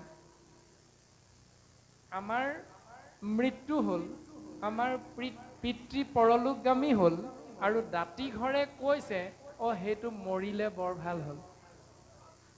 কন্দা নাই কিন্তু দুখ কৰা নাই। দাঁতিঘৰ গৃহস্থীয়ে গাঁওখনত 50 ঘৰ ব্যক্তিৰ 100 জন ব্যক্তিয়ে 90 জন ব্যক্তিয়ে কৈছে সেইটো মৰিলে ভালেই হ'ল, এতিয়াতো অকণমান শান্তি হ'ব গাঁওখনত। তাৰমানে আমি উত্তৰটো পালোঁ যে ঈশ্বৰ পুৰুষে কান্দিছে মহাভক্ত উদ্ধৱৰ কাৰণে, আৰু আপোনাৰ মোৰ কাৰণে গাঁওখনৰ 10 জনেও কন্দা নাই, মাত্ৰ সিহঁতে হাঁহিছে, ভাল পাইছে। তাৰমানে আমাৰ আচাৰ আচৰণ শাস্ত্ৰৰ লগত নাই মিলা। সেইকাৰণে আমাৰ মংগল হ'ব নে নহয় আপুনি মই চিন্তা কৰিলে উত্তৰ পাম। এই ভাগৱত শাস্ত্ৰই কেনেধৰণে আমাক সিদ্ধান্তখিনি দিছে আমি চিন্তা কৰিলে মাধৱ গুৰুজনাৰ এজোকা ঘোষাৰ জৰিয়তে সৰ্বপ্ৰথম আশ্ৰয় কৰিব পাৰোঁ এনেকৈ। এ ৰাম বৈকুণ্ঠৰ কল্পতৰু ভাগৱত শাস্ত্ৰ ইহাৰ উত্তম ফল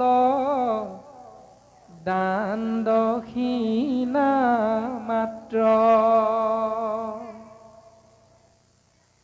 এ ৰাম হৰি নামে হৰি নামে হৰি নামে গতি দান দক্ষিণা ভকতৰ কেৱল ভকতি। দেউতা আছেনে এনেকে লিখা নামঘোষাখনত? নামঘোষা শাস্ত্ৰত এনেকে লিখা আছেনে বাৰু বাপসকল আইসকল? আছেনে নাই? আছে নাই? কি বুলি লিখা আছে? বৈকুণ্ঠৰ কল্পতৰু ভাগৱত শাস্ত্ৰ ইহাৰ উত্তম ফল যাগ যজ্ঞ মাত্ৰ। আছে নি? ইহাৰ উত্তম ফল পূজা পাৰ্বণ মাত্ৰ আছে নি? ইহাৰ উত্তম ফল ভোজনী শ্ৰাদ্ধ পিণ্ড আছে নি? ইহাৰ উত্তম ফল মুণ্ডন আছে নি? 4 দিন 4 ৰাতি ভাগৱত পাঠ হৈ আছে আৰু আপুনি মই সমস্ত জনাই একান্ত মনে শ্ৰৱণ কৰিছোঁ এই উত্তম শাস্ত্ৰ ভাগৱত কৃষ্ণ কথা। আৰু শ্ৰৱণ কৰি আপুনি মই গৃহৰ মধ্যে যেতিয়া উভতি যাম, অহা মাহটোত যেতিয়া আপোনাৰ মোৰ গৃহৰ কোনোবা এজন পিতৃ পৰলোকগামী হ'ল, আপোনাৰ মোৰ গাঁওখনৰ কোনোবা এজন ব্যক্তি যেতিয়া পৰলোকগামী হ'ব, তেতিয়াহ'লে আপুনি মই যদি ভোজনীৰ পাছত দৌৰি থাকোঁ, আপুনি মই যদি পিণ্ড দানৰ পাছত দৌৰি থাকোঁ, আপুনি মই যদি মুণ্ডন কৰ্মৰ পাছত দৌৰি থাকোঁ, এই 4 দিন ভাগৱত কিয় শুনিলোঁ এইটো আপুনি মই বিশ্লেষণ কৰিবলৈ চেষ্টা কৰিব লাগিব। কাৰণ উত্তম শাস্ত্ৰ কৃষ্ণ নাম শ্ৰৱণ কৰিলোঁ। কালিলৈ হয়তো ভাওনা হ'বনে? কালিলৈ ভাওনা ৰাতিকে হ'ব। ভাওনা ভাগ চোৱাৰ পাছত পৰহিলৈ যদি আমাক সোধে বোলে ভাওনা ভাগৰ নামটো কি, আপুনি মই যদি কয় নামটো নাজানো দেই, ভাওনা ভাগ চাই বৰ ভাল লাগিল, কিবা লাভ হ'বনে? একো নহয়। সেইকাৰণে আমি 5 মিনিট শুনো, 10 মিনিট শুনো, 10 দিন শুনো, 10 ঘণ্টা শুনো, কোনো কথা নাই। 5 মিনিট শুনিলেও কোনো কথা নাই। যিমানকণ সময় শুনিম কায় বাক্য মন চিত এক কৰি লৈ আমি কেৱল কৃষ্ণস্তু ভগৱন্তৰ নামত আমি সমস্ত অৰ্পণ কৰি দিব লাগিব। আৰু ইয়াৰ দ্বাৰাই জীৱৰ কল্যাণ সাধন হয়।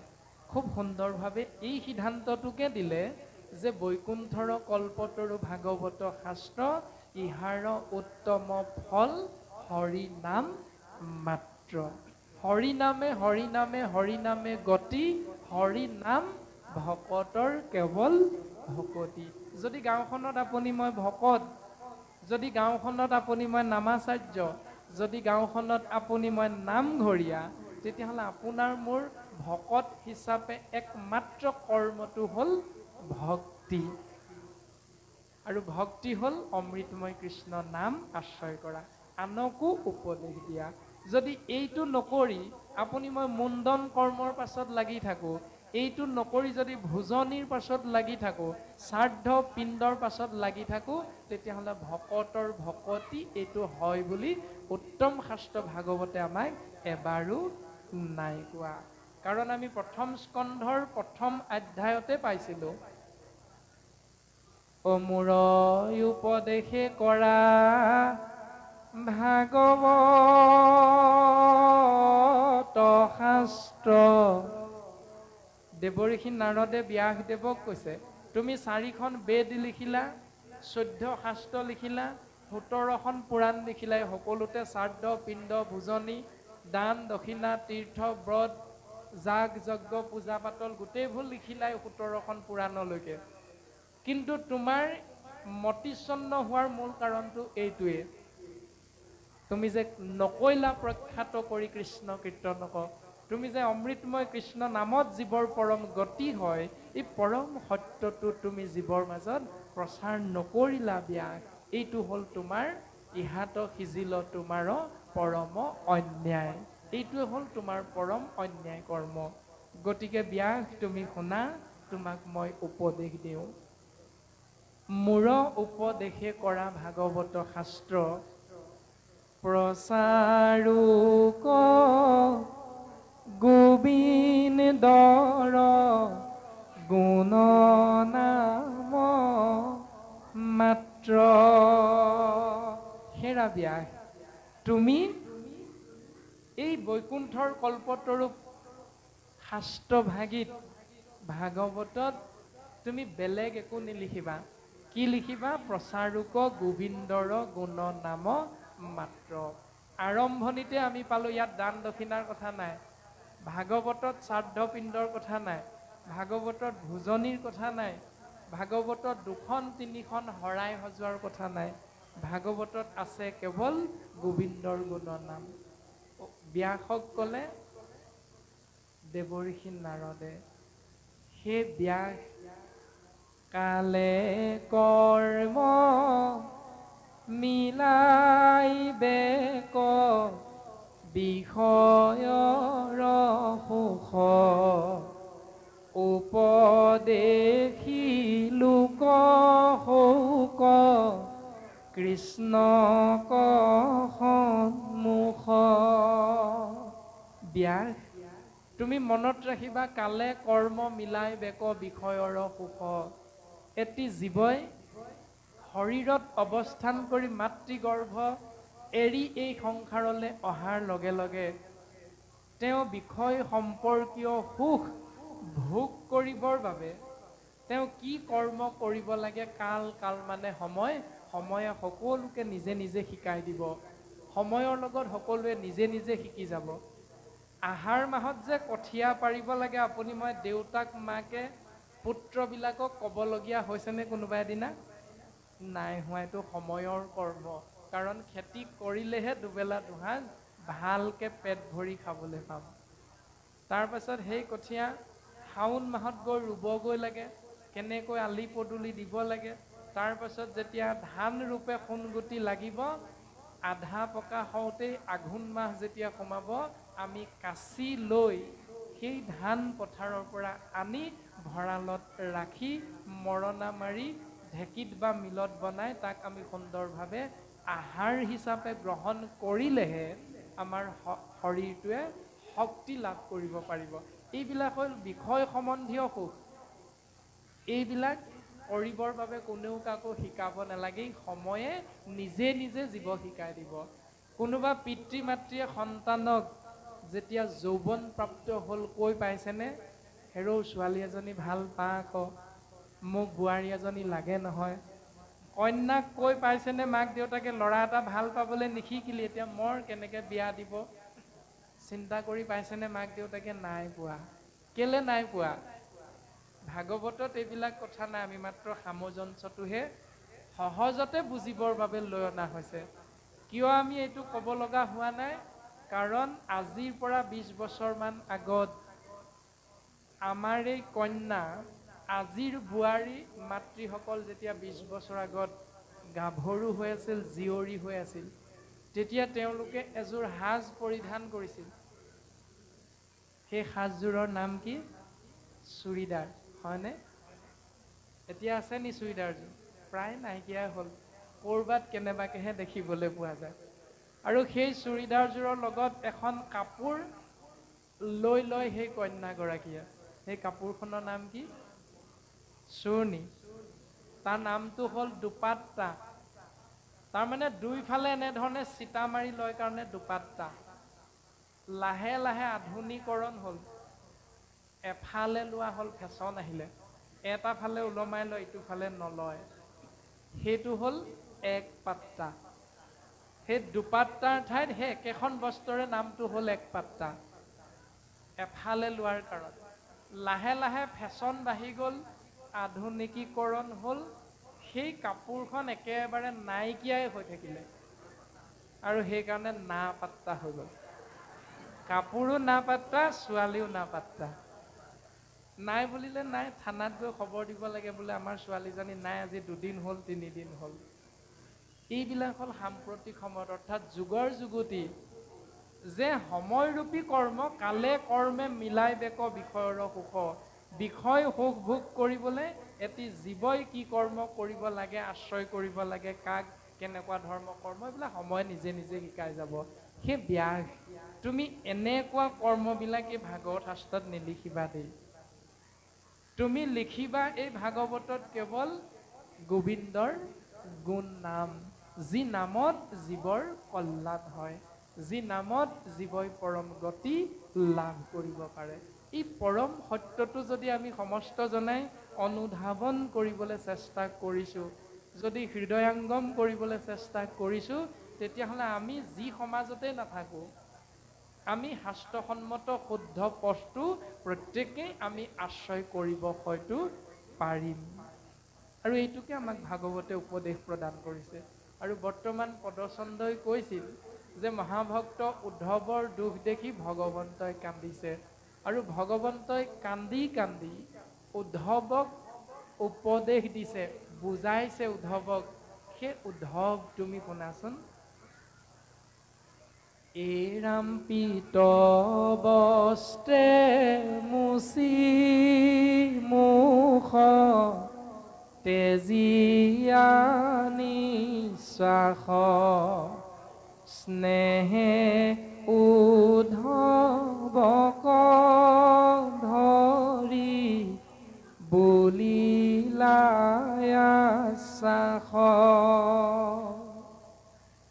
মহাভক্ত উদ্ধৱক ভগৱন্ত পুৰুষে মৰমেৰে সাৱটি ধৰি কৈছে যে সেই উদ্ধৱ, তেজী চিন্তা চিত্ত স্থিৰ কৰা মহাশয়, তজু দুখ দেখি মূৰ নহহে হৃদয়। সেই উদ্ধৱ, তোমাৰ যি দুখ, এই দুখ দেখি ময়ো থিৰেৰে থাকিব পৰা নাই। গতিকে উদ্ধৱ, তুমি দুখ নকৰিবাচোন, তোমাৰ চিত্ত তুমি স্থিৰ কৰা। এই বুলি ভগৱন্ত পুৰুষে উদ্ধৱ মহাভক্তক মৰমেৰে সাৱটি ধৰি বুজাইছে। কিন্তু তাৰ বিপৰীতে বাস্তৱসন্মত পৃথিৱীখনত আপোনাৰ মোৰ সন্তানক যদি কোচত তুলি লৈ মৰমেৰে সাৱটি ধৰি বুজাওঁ, আপোনাৰ মোৰ সন্তানে বুজেনে কথা? নুবুজে। মই সেইবিলাক একো নাজানো। এই তোমাৰ লগৰে একে ৰেংকতে চাকৰি কৰা এই শইকীয়াৰ পুতেকে বুলেট চলাই আছে, মই ক'ব নোৱাৰোঁ মোক এখন আনি দিব লাগিব। যিমান মৰমেৰে বুজালেও নহ'ব, মোক লাগে বুলিছোঁ দেউতা, মোক লাগেই। এইটো হ'ল সাম্প্ৰতিক সময়ৰ ছবি। কিয় এইটো হ'ব লগা হ'ল? কাৰণ সন্তানে পিতৃ মাতৃৰ কথা নামানে, তাৰ বিপৰীতে সন্তানে পিতৃ মাতৃৰ আচৰণহে আশ্ৰয় কৰে। সেই আচৰণটো আপোনাৰ মোৰ ভুল হৈ গ'ল। কেতিয়া ভুল হৈ গ'ল? যেতিয়া আপুনি মই সন্তানৰূপী জীৱ ব্ৰহ্মক শৰীৰত প্ৰৱেশ কৰাই প্ৰথমে আছিলি তই পিতৃৰ শিৰত, ৰসৰূপে স্থিতি ভৈলি মাতৃৰ গৰ্ভত। 10 মাহ 10 দিন মাতৃৰ গৰ্ভত অৱস্থান হ'ল, পৃথিৱীলৈ আহিল। আমি গৰ্ভত থকাখিনি বাৰু বাদ দিয়া হৈছে, যে পৃথিৱীলৈ অহা হ'ল। অহাৰ পাছত আপোনাৰ মোৰ সন্তানটিয়ে যেতিয়া থুপুক থাপাককৈ খোজ কাঢ়ে, তেতিয়া যিখিনি ফুটা নুফুটাকৈ কথা কয় সন্তানে, শুনি আমাৰ প্ৰত্যেকৰে ভাল লাগে। কথাটো ভালকৈ নুফুটে, সেইকাৰণে শুনি অতীব ভাল লাগে সেই সময়ত। আৰু তেতিয়াই আমি কৃষ্ণ বুলি ক'বলৈ কোনেও নিশিকাওঁ। শিকাওঁ কি বুলি? কৃষ্ণ শব্দৰ বিপৰীত এই উভত মাতটো মাতিবলৈ শিকাই দিওঁ। আৰু এই উভত মাতটো মাতিবলৈ শিকাই দিয়া মানে আপুনি মই বুজিব লাগিব, শব্দ ব্ৰহ্ম হ'ল অক্ষয় ব্ৰহ্ম, ই কেতিয়াও ক্ষয় নহয়। সেই শব্দ ব্ৰহ্ম মাতিবলৈ শিকাই দিয়া মানে, শুনি ভাল লগা মানে, আপুনি মই এটা বেয়া পুলি ৰুই দিলোঁ তেতিয়াই। সেই বেয়া পুলিটো ৰুই দিয়াৰ কাৰণে আপুনি মই লগে লগে কি কৰিলোঁ? ৰান্ধনীশালত গৈ যেতিয়া ৰন্ধন কাৰ্যত ব্ৰতী হৈ থাকোঁ তেতিয়া আপোনাৰ মোৰ কাণত মোবাইলটো থাকে আৰু আপোনাৰ মোৰ থুপুক থাপাককৈ খোজকাঢ়ি ফুৰা সন্তানটোৱে পাছে পাছে গৈ পিতৃ আৰু মাতৃয়ে ৰন্ধন কৰি থাকোঁতে মোবাইলটো লৈ থকা সেই দৃশ্যটো আচৰণটো দেখি থাকে আৰু দেখি থকাৰ লগে লগে তাক অনুকৰণ কৰে আৰু সেইকাৰণে অকণমান জনা বুজা হোৱাৰ লগে লগে মোবাইলটো নহ'লে সন্তানটোৱে ঠেন ঠেন বেন বেন কৰে। হয়নে বাৰু কথাটো? আপোনালোকে নিশ্চয় পাইছে, মোবাইলটো দিলে বৰ ভাল, আমনি নাই, মাক দেউতাকে কাম কৰি থাকিব পাৰে। কিন্তু এইটোৰ প্ৰভাৱটো ভালটো আমি নল'বলৈ নাই কোৱা, কিন্তু যিখিনি বেয়া প্ৰভাৱ এইখিনিৰ পৰা আমি যিমান পাৰোঁ সন্তানক আঁতৰাই ৰাখিবলৈ চেষ্টা কৰিব লাগে। আৰু দ্বিতীয়তে আপোনাৰভাৱে জানেই, আগৰ আমাৰ ককা আইতাসকলে ৰান্ধনি ঘৰত যেতিয়া সোমাই দুৱাৰখন মাৰি লয় চেণ্ডেলযোৰ ভিতৰলৈ নিনিয়ে, কিন্তু আজিকালি কি হ'ল, চেণ্ডেল পিন্ধি কিটচেন হ'ল, ৰান্ধনি ঘৰ নাই। এই কিটচেনত ৰন্ধন কৰা প্ৰক্ৰিয়াটো আপোনাৰ সকলোৱে জানে, যুগৰ যুগতি। এই যুগৰ যুগতিটো যদি আপোনাৰভাৱে মানি ল'ব পাৰে বা আমি সমস্তজনাই যদি এইটো মানি ল'ব পাৰোঁ, চেণ্ডেলযোৰ পিন্ধি ভাত ৰান্ধিলেনো কি হ'ব, তেতিয়াহ'লে সত্য যুগে ধ্যান, ত্ৰেতা যুগে যজ্ঞ, দাপৰত পূজা, কলিত শৰীৰ কীৰ্তন বিনাই, আৱৰ নাহিকে দুজা, এইটো কিয় মানি ল'বলৈ টান পাওঁ?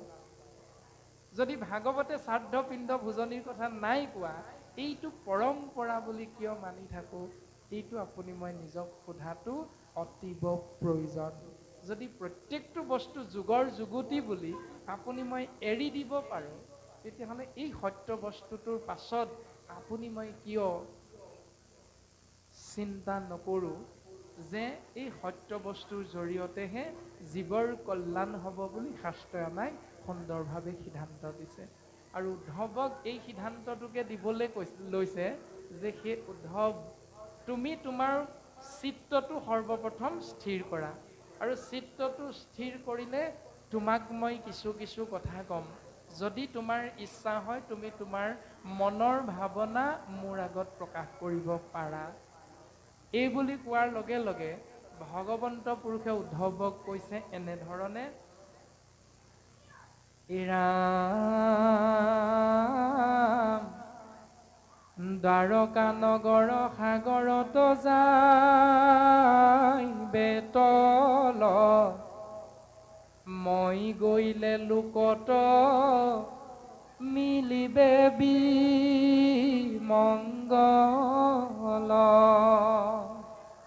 পিৰিবে দুৰ্জন কলি গুচিবে আচাৰ, হৈবে অধৰ্মত ৰতি যতে ক প্ৰজাৰ। উদ্ধৱ, মই যে যামগৈ বৈকুণ্ঠলৈ, মই গুচি গ'লে দ্বাৰকা নগৰখন সাগৰত তল যাব, মই গুচি গ'লে কলিৰ প্ৰাদুৰ্ভাৱ হ'ব, কলিৰ অৱতৰণ হ'ব, আৰু কলিৰ অৱতৰণ হোৱাৰ লগে লগে কলিৰ কৰাল গ্ৰাসত পৰি মনুষ্য নামৰ জীৱ, কলিৰ সময়ৰ এই প্ৰজাবিলাক আচাৰভ্ৰষ্ট হ'ব আৰু অধৰ্মী হ'ব। গতিকে উদ্ধৱ, তুমি শুনাচোন, যে মই গ'লে এইকেইটা হ'ব, কিন্তু তুমি যে কৈ আছা তোমাক মোৰ লগত লৈ যাব লাগে, তোমাক মোৰ লগত লৈ গ'লে কি হ'ব জানানে উদ্ধৱ? তুমি আমি দুয়ো গ'লে মিলিব অনৰ্থ, লুপ্ত হৈব জ্ঞান ইটো ভকতিৰ পন্থ। উদ্ধৱ, মই গুচি গ'লে ওপৰত কৈ অহা কেইটা হ'ব, আৰু তুমি যদি মোৰ লগত গুচি যোৱা তেতিয়াহ'লে ভক্তিৰ জ্ঞান মাৰ্গটো লুপ্ত হৈ যাব, ভক্তি পথটো নাইকিয়া হৈ যাব। গতিকে সেই উদ্ধৱ, তোমাক মই কওঁ শুনাচোন, অধৰ্মে পিৰিবে যাইবে লোক অধোগতি, ভকতিক ৰাখি তুমি থাকিও সম্প্ৰতি। গতিকে ধৰাধামত তুমি ভক্তি ৰক্ষা কৰি জীৱৰ কল্যাণৰ অৰ্থে মোৰ আজ্ঞা শিৰোগত কৰি তুমি ইয়াত থাকিব লাগিব উদ্ধৱ। এই বুলি ভগৱন্ত পুৰুষে মহাভক্ত উদ্ধৱক উপদেশ প্ৰদান কৰিলে আৰু নিৰ্দেশ প্ৰদান কৰিলে। আৰু ভক্তিৰ জ্ঞানটো প্ৰদান কৰিছে কি বুলি? এৰা মোহৰ বচন ইটো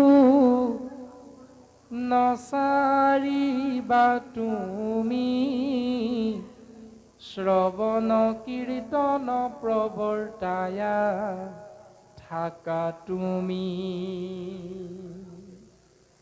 ভকতি নভৈলে ভূমি, যাইবে ৰসাতল, মোৰ আজ্ঞা পালিয়া ৰহিও মহাবল। উদ্ধৱ, তুমি ভক্তি ৰক্ষা কৰি এই ধৰাধামত থাকা। আৰু ভক্তি মানে কি এই বুলি যদি আপোনাৰ মোৰ মনলৈ চিন্তা আহে, তেতিয়া উদ্ধৱৰ আগত কৈছে, উদ্ধৱ, ভক্তি মানে হ'ল ভজ ধাতু ইক্তিন হ'ল প্ৰত্যয় সমান ভক্তি। ভজ মানে ভাবি থকা, চিন্তা কৰি থকা, ইক্তিন মানে হ'ল প্ৰত্যয় অৰ্থাৎ আনন্দ। যাৰ কথা ভাবি থাকিলে মনুষ্য নামৰ জীৱই আনন্দৰ উপৰি আনন্দ অহৰ্নিশে লাভ কৰিব পাৰে। সহজানন্দ, চিদানন্দ, সচ্চিদানন্দ, পৰমানন্দ আদি নামবিলাক কাৰ নাম? ঈশ্বৰ কৃষ্ণদেৱৰ নাম। আৰু তেওঁৰ নাম আপুনি মই যদি ভাবি থাকোঁ, তেতিয়াহ'লে সেয়াই হ'ল ভক্তি। শ্ৰৱণ কীৰ্তন প্ৰৱৰ্তায়া থাকা তুমি। ভাগৱতে এই পৰম সত্যটো ঈশ্বৰ কৃষ্ণ ভগৱন্তৰ নিজ মুখৰ দ্বাৰা প্ৰকাশ কৰোৱাইছে যে উদ্ধৱ, মোৰ নাম শ্ৰৱণ কীৰ্তন মহাভক্তি জীৱৰ মাজত যদি তুমি প্ৰচাৰ কৰা বা যি জীৱই আশ্ৰয় কৰে, সেই জীৱৰ প্ৰতি মই কৃপা বৰ্ষণ কৰোঁ। কিন্তু মনত ৰাখিবা উদ্ধৱ, ভকতি নভৈলে ভূমি, যাইবে ৰসাতল, মোৰ আজ্ঞা পালি ৰহিউক মহাবল। যদি ভক্তি নাথাকে এই ধৰাধামত, তেতিয়াহ'লে এই ধৰা অৰ্থাৎ বসুমতী ৰসাতললৈ যাব লগা হ'ব। আমি সকলোৱে কম বেছি পৰিমাণে বুজি পাওঁ যে 14 ভুৱনে এই বিশ্ব ব্ৰহ্মাণ্ড নিৰ্মিত। এই 14 ভুৱন আমি সকলোৱে কম বেছি পৰিমাণে বুজি পাওঁ। ভূ ভুৱ স মহি জন তপ সত্য, এই সপ্তলোক। তল অতল সুতল বিতল মহিতল তলাতল ৰসাতল, এই সপ্ত পাতাল বা সপ্তলোক।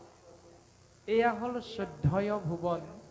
এই 14 ভুৱনৰ ভিতৰত ভূলোক মানে হ'ল পৃথিৱী। এই পৃথিৱী ধৰাধাম যদি ভক্তি জীৱই আশ্ৰয় নকৰে, তেতিয়াহ'লে ই ৰসাতললৈ যাব লগা হ'ব উদ্ধৱ। এবাৰ ৰসাতললৈ গৈছিলে। কেনেকৈ? গুৰুচৰিতে আমাক সুন্দৰভাৱে এজোকা পদে সিদ্ধান্ত দিয়ে, এৰামে পূৰ্বকালে ইটো ৰাজ্যে নাছিল, ভকতি নানা দেৱ পূজা মাত্ৰ আচৰে, সম্প্ৰতি নানা দেৱ পূজন কৰয় বলিদান, শংখ চাগ মহিষ কাটৈ অসংখ্য প্ৰমাণ। পূৰ্বতে এই ৰাজ্যত ভক্তি নাছিল। অসম তন্ত্ৰ মন্ত্ৰৰ দেশ বুলি ইতিহাসেও কয়, আমি সকলোৱে জানো। এই অসমৰ ৰজাজনৰ নাম কি আছিল? নৰকাসুৰ। আমি সকলোৱে গম পাওঁ নৰকাসুৰ হ'ল অসমৰ ৰজা।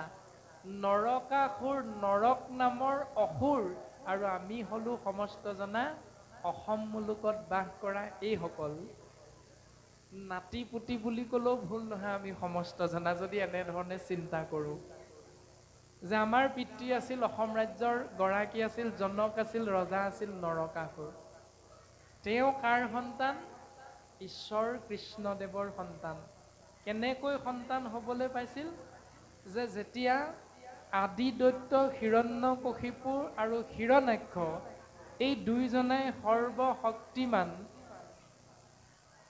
এজন বীৰ বিচাৰি দেৱঋষি নাৰদৰ কৃপাধন্য হৈ নাৰায়ণক আশ্ৰয় কৰিছিল সৰ্বশক্তিমান বীৰ হিচাপে নাৰায়ণক প্ৰতিদ্বন্দ্বী হিচাপে চিন্তা কৰিছিল আৰু প্ৰতিদ্বন্দ্বী হিচাপে চিন্তা কৰি দুষ্টৰ ওপৰত অত্যাচাৰ আক্ৰমণ কৰি দিলে আৰু বসুমতীয়ে এই অত্যাচাৰ উৎপীড়ন সহ্য কৰিব পৰা নাই আৰু সেই হিৰণ্যাক্ষ নামৰ অসুৰজনে বসুমতীক নিজৰ পত্নী কৰিবৰ চিন্তা কৰি ৰখাৰ তলত নি লুকুৱাই ৰাখিছিল কিয়নো পূৰ্বকালে ইটো ৰাজ্যে নাছিল ভকতি পূৰ্বতে এই ৰাজ্যত এই ধৰাধামত ভক্তি নাছিল নথকাৰ বাবে বসুমতীৰ আলাই আথানি হ'ব লগা হ'ল আৰু তেতিয়াই বসুমতীৰ স্তুতিত সন্তুষ্ট হৈ ভগৱন্ত পুৰুষে বৰাহ ৰূপ ধাৰণ কৰি হিৰণ্যাক্ষক নিপাত কৰি বসুমতীক ৰখা তলৰ পৰা উদ্ধাৰ কৰি আনিলে হে উদ্ধৱ যদি পুনশ্চ মই বৈকুণ্ঠলৈ যোৱাৰ লগে লগে তোমাকো লৈ যাওঁ তুমি যদি ভক্তিৰ আশ্ৰয় কৰি এই জীৱ সংসাৰখনত তোমাক যদি মই থৈ নাযাওঁ তেতিয়াহ'লে বসুমতীৰ অৱস্থাটো আগৰ নিচিনা হৈ যাব পাৰে সেইকাৰণে উদ্ধৱ তোমাক মই ভক্তি আশ্ৰয় কৰি জীৱৰ কল্যাণৰ অৰ্থে এই ধৰাধামত ৰাখিব বিচাৰিছোঁ তুমি মোৰ কথা শুনা উদ্ধৱ তাৰ পাছত সেই সময়ত বসুমতী ৰজস্বলা আছিল বসুমতী ৰজস্বলা হৈ থকাৰ কাৰণে বৰাহৰূপী প্ৰভু ভগৱন্তৰ সংগমত বসুমতীৰ গৰ্ভত এটি সন্তানৰ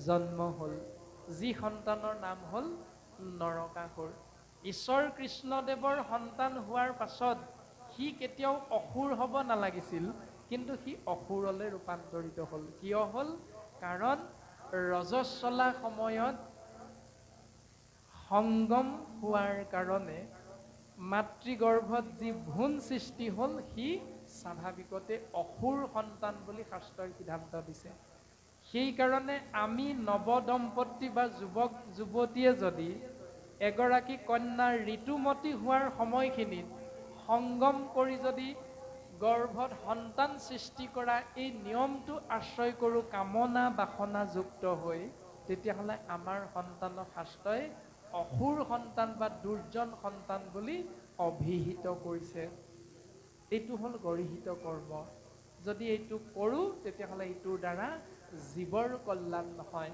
সেই সন্তান আপোনাৰ মোৰ নাতিও হ'ব পাৰে সেই সন্তান আপোনাৰ মোৰ ভতিজা সম্পৰ্কীয়ও হ'ব পাৰে সেই সন্তান আপোনাৰ মোৰ পুত্ৰও হ'ব পাৰে কিন্তু শাস্ত্ৰই কৈছে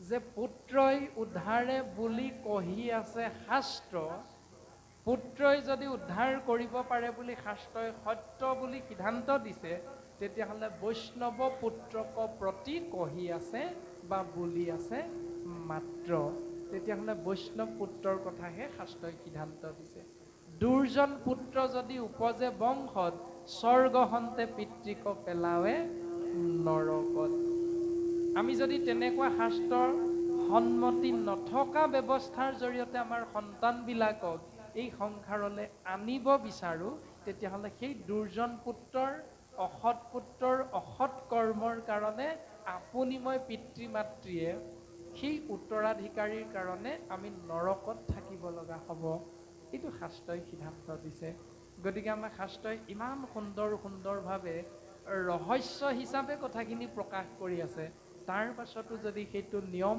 আমি পালন কৰোঁ তেতিয়াহ'লে এইটো হ'ব আমাৰ অনৰ্থক চিন্তা যিটো জীৱৰ কল্যাণ নিহিত হৈ থকা নাই দ্বিতীয়তে এই নিয়মটোক আশ্ৰয় কৰিবলৈ গৈ আমাৰ সমাজ ব্যৱস্থাত এটা নিয়ম প্ৰচলিত যিটোৰ নাম হ'ল অম্বুবাচী মেলা।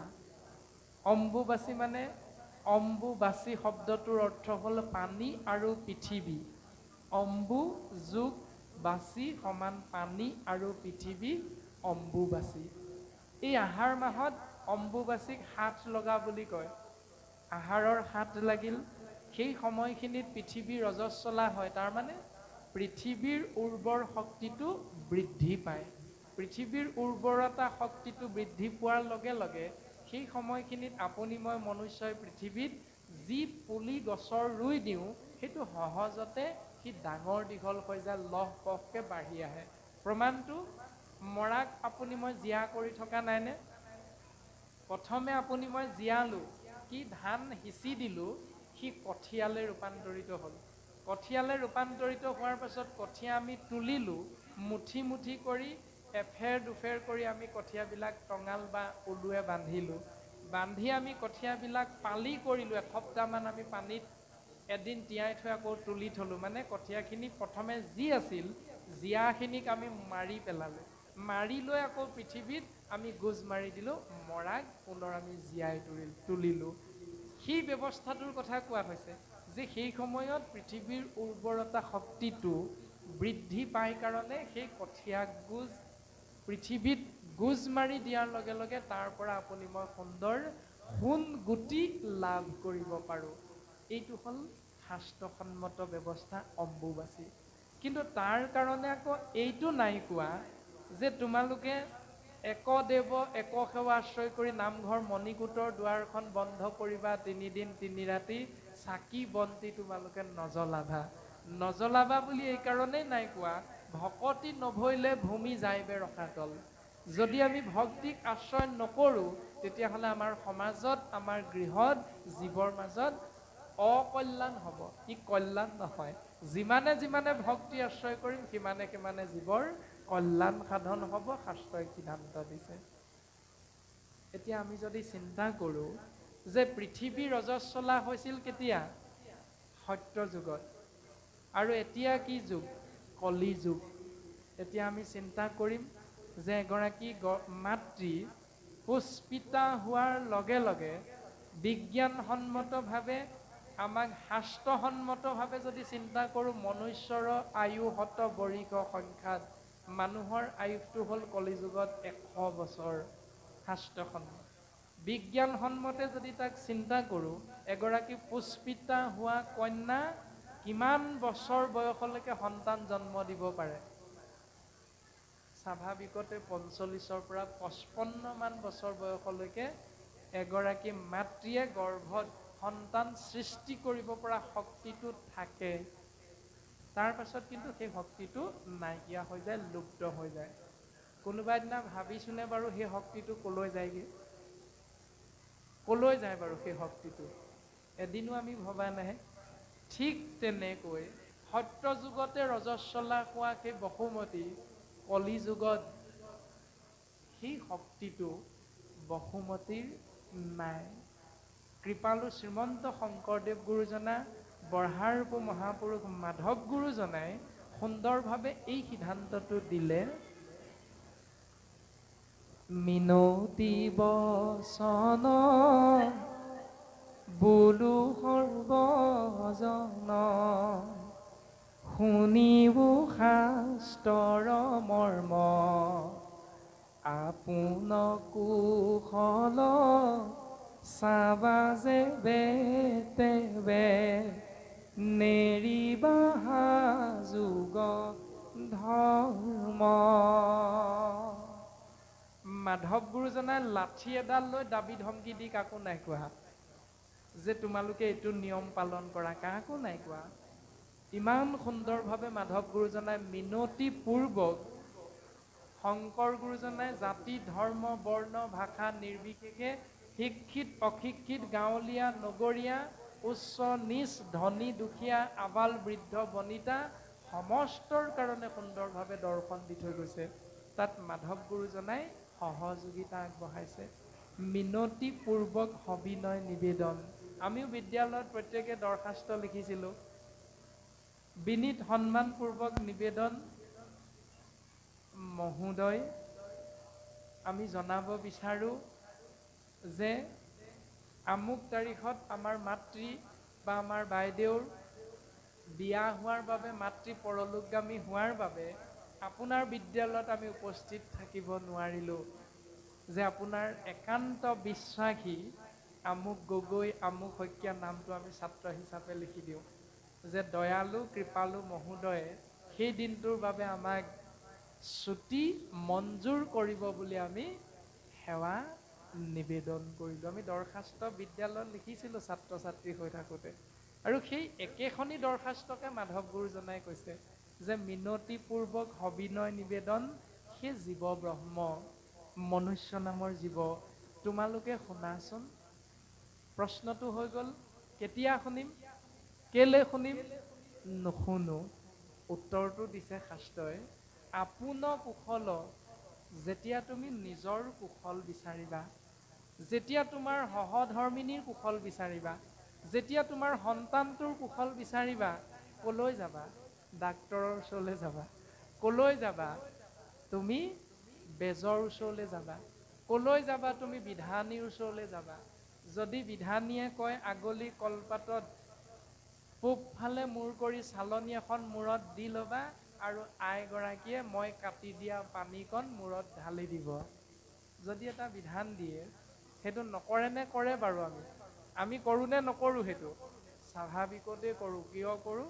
কাৰণ মই মোৰ মংগল বিচাৰিছোঁ। দ্বিতীয়তে সন্তানটোৰ জ্বৰ, আপুনি মই কি কৰোঁ? মেডিকেললৈ যাওঁ। তাৰমানে সন্তানটোৰ মংগলৰ অৰ্থে ডাক্তৰৰ ওচৰলৈ যাওঁ। ডাক্তৰে কি ক'লে? সুন্দৰকৈ পৰীক্ষা নিৰীক্ষা কৰি সেই সন্তানটোৰ মংগলৰ অৰ্থে এখন প্ৰেছক্ৰিপশ্যনত সুন্দৰভাৱে লিখি দিয়ে ঔষধবিলাকৰ নাম। কেনেকৈ খাব লাগে সেইটোও লিখি দিয়ে। আপুনি মই যদি সন্তানটোক ঔষধবিলাক নোখোৱাই পলিথিন এটাত যদি বেৰত ওলমাই থৈ দিওঁ, সন্তানটোৰ বেমাৰ ভাল হ'ব নাই? কেতিয়াও নহয়। ঠিক তেনেকৈ নামঘোষা, ভাগৱত, গীতা, কীৰ্তন গ্ৰন্থ, এই মহান ঔষধ নিহিত হৈ থকা শাস্ত্ৰবিলাক আমি যদি প্ৰাৰ্থনা গৃহতেই থৈ দিওঁ, কোনো দিন যদি নপঢ়োঁ, আপোনাৰ মোৰ মংগল হ'ব বুলি কৈছে নি? নাই কোৱা। দ্বিতীয়তে আপোনাক মোক লিখি দিয়া প্ৰেছক্ৰিপশ্যনখনত যিকেইটা নিয়ম দিলে, যে ৰাতিপুৱা শুই উঠি মুখ হাত ধুই তুমি এটা গেছৰ টেবলেট খাবা, এইটো গেছৰ টেবলেট, এইটো খাবা। তাৰ পাছত চাহ অকণ খালেও খাবা, নাখালেও নাই, তুমি প্ৰেছাৰৰ টেবলেটটো খাবা। তাৰ পাছত আহাৰ খাবা, আহাৰ খোৱাৰ পাছত তুমি জুলীয়া ঔষধটো খাবা, বা এনেধৰণে এটা উপদেশ দিয়ে। যদি সেই দৰৱকেইটা, ঔষধকেইটা আপুনি মই ওলট পোভতকৈ খাই দিওঁ, আপোনাৰ মোৰ বেমাৰটো ভাল হ'ব নাই? কেতিয়াও নহয়।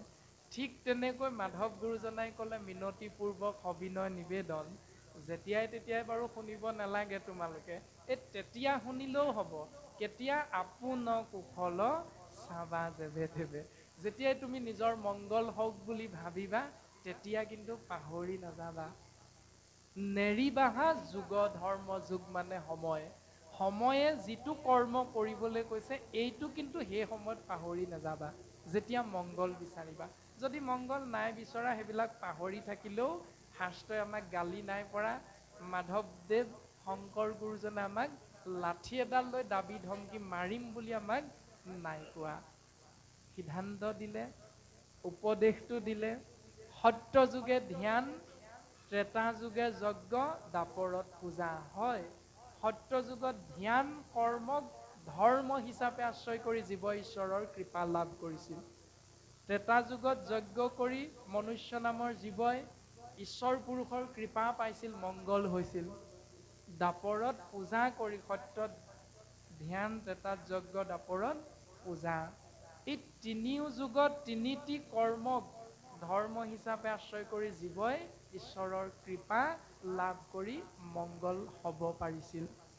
তিনিও যুগৰ তিনি ধৰ্ম কৰ্মক নৎসাত কৰি মহাপুৰুষ দুজনা গুৰুৱে সুন্দৰভাৱে সিদ্ধান্ত দিলে, কলিত শৰীৰ কীৰ্তন বিনাই আৱৰ নাহিকে দুজা। কলিযুগত হৰি নাম শ্ৰৱণ কীৰ্তন মহান ভক্তি আশ্ৰয় কৰাৰ বাহিৰে দ্বিতীয়টো পথ আৰু জীৱৰ কল্যাণৰ অৰ্থে নাই। যদি আপুনি মই এইটো নকৰি তাৰ বিপৰীতটো কৰোঁ, তেতিয়াহ'লে কি হ'ব? অলিত হৰিৰ কীৰ্তন এৰিয়া অন্যত্ৰ ধৰ্ম আচৰে, মিছাতে কেৱল শ্ৰম মাত্ৰ পাৱে, একোৱে ফল নধৰে। গতিকে কলিযুগত আপুনি মই নাম ধৰ্ম উত্তম ধৰ্ম এৰি যাগ যজ্ঞ পূজা পাতল দান দক্ষিণা শ্ৰাদ্ধ পিণ্ডৰ পাছত যদি দৌৰি থাকোঁ, এইবিলাক একোটোতে জীৱই ফল লাভ কৰিব নোৱাৰে। সেইকাৰণে সিদ্ধান্ত দিলে ৩ নম্বৰতে, অলিত হৰিৰ কীৰ্তন নকৰি আন মতে চাহে গতি, যেন কুলবধূ নিজৰ স্বামী তেজী, ভজে গয়া উপপতি। এই কলিযুগত হৰিনাম শ্ৰৱণ কীৰ্তন মহাভক্তিত মংগল হ'ব বুলি আশ্ৰয় নকৰি যি জীৱই অন্য নীতি নিয়ম আশ্ৰয় কৰে, তেতিয়াহ'লে সেইসকলক ককৰ্থনা কৰিছে ভাগৱতে, ককৰ্থনা কৰিছে নামঘোষাই, ককৰ্থনা কৰিছে ৰত্নাৱলীয়ে, ককৰ্থনা কৰিছে গীতা শাস্ত্ৰই। কি বুলি? যেন কুলবধূ নিজৰ স্বামী তেজী, ভজে গয়া উপপতি। নিজৰ পৰিয়ালৰ বোৱাৰীগৰাকীয়ে, নিজৰ বংশৰ বোৱাৰীগৰাকীয়ে নিজৰ স্বামীজন থকাৰ পাছতো পৰপুৰুষৰ লগত স্বামীহেন দৃষ্টি প্ৰদান কৰিলে আমাৰ সমাজত কি বুলি কয়? বেইছা বৃত্তি, অবৈধ বুলি কয়। গতিকে ঈশ্বৰ কৃষ্ণদেৱৰ বাহিৰে অন্য দেৱতাক ভজনা কৰা মানে নিয়মটো হ'ল বেইছা বৃত্তি, আপুনি মই আশ্ৰয় কৰি আছো। ইমান সুন্দৰভাৱে উপদেশ দিছে, আৰু তাৰ পাছতো আপুনি মই বাকী কৰ্মবিলাকৰ পাছে পাছে অহৰ্নিশে দৌৰি আছো। সেইকাৰণে সেই উদ্ধৱ, ভকতি নভৈলে ভূমি যাইবে ৰখা তল, মূৰ আজ্ঞা ফালিয়া ৰহিও মহাবল। সেই সত্যযুগৰ সেই ব্যৱস্থাটো কলিযুগত আহি আমি উপবিষ্ট হৈ জীৱই কেনেধৰণে আশ্ৰয় কৰিবলৈ শাস্ত্ৰই নিৰ্দেশ দিলে, সেইটো যদি পালন নকৰোঁ, তেতিয়াহ'লে আমাৰ মংগল নহয়। যদি আমি পালন কৰোঁ, তেতিয়াহ'লে আমাৰ মংগল ধ্ৰুৱ সত্য। শাস্ত্ৰই সিদ্ধান্ত দিছে। ৰাম জ্ঞান কৰ্ম ভকতি কহিলো কৰি, ভেদ ভকতি পৰম পন্থ দিলো পৰিছেদ, নাহিকে উত্তম গতি ভকতি তপৰে, নিষ্টে কহো ভকতিহে মোকো বৈশ্য কৰে। উদ্ধৱ, বেদে তিনিটি মাৰ্গৰ কথা প্ৰকাশ কৰি আছে। তিনিটি মাৰ্গ হ'ল জ্ঞান মাৰ্গ, কৰ্ম মাৰ্গ আৰু ভক্তি মাৰ্গ। এই তিনিটি মাৰ্গক যদি আমি ভাগ কৰোঁ, তেতিয়াহ'লে অকণমান পাছত আমাক বেদে পদে আমাক কথাখিনি ক'ব যে বেদৰ মাৰ্গ দুটা, এটা হ'ল প্ৰবৃত্তি মাৰ্গ, এটা হ'ল নিবৃত্তি মাৰ্গ। আৰু এই প্ৰবৃত্তি নিবৃত্তি, প্ৰবৃত্তি মাৰ্গ হ'ল বেদৰ মায়াময় ধৰ্ম। আৰু উদ্ধৱৰ আগত ভগৱন্ত পুৰুষে কৈছে যে মায়াময় বেদ ধৰ্ম সবাকো উপেক্ষী। সেই উদ্ধৱ, তুমি যদি মায়াময় এই বেদৰ ধৰ্মবিলাক ত্যাগ কৰিব পাৰা, তেতিয়াহ'লে তুমি মই দৰ্শন কৰাই দিয়া ভক্তি মাৰ্গটো তুমি আশ্ৰয় কৰি মোৰ পৰম কৃপা লাভ কৰি তুমি এই সংসাৰৰ পৰা পৰম গতি লাভ কৰিব পাৰিবা। আৰু এই পৰম সত্যটো জীৱৰ মাজত যদি তুমি বোৱাই দিব পাৰা, জীৱৰ হৃদয়ে হৃদয়ে তুমি যদি অনুধাৱন কৰাই দিব পাৰা, তেতিয়াহ'লে সমস্ত জীৱৰ প্ৰতি মই কৃপা বৰ্ষণ কৰিম, আৰু সমস্ত জীৱই এই সংসাৰৰ পৰা পৰম গতি লাভ কৰিব পাৰিব। আৰু এই কথাটোকে কপিল প্ৰভুৱে মাতৃ দেৱহূতিৰ আগতো কৈছিল যে সেই মাতৃ তুমি ভক্তিৰ বিষয়ে জানিব বিচাৰিছা, ভক্তি জীৱৰ মনৰ ভাৱনা অনুসৰি পুৰুষৰ মন সংকল্পৰ অনুসাৰে ভক্তি নানাবিধ হয় মা।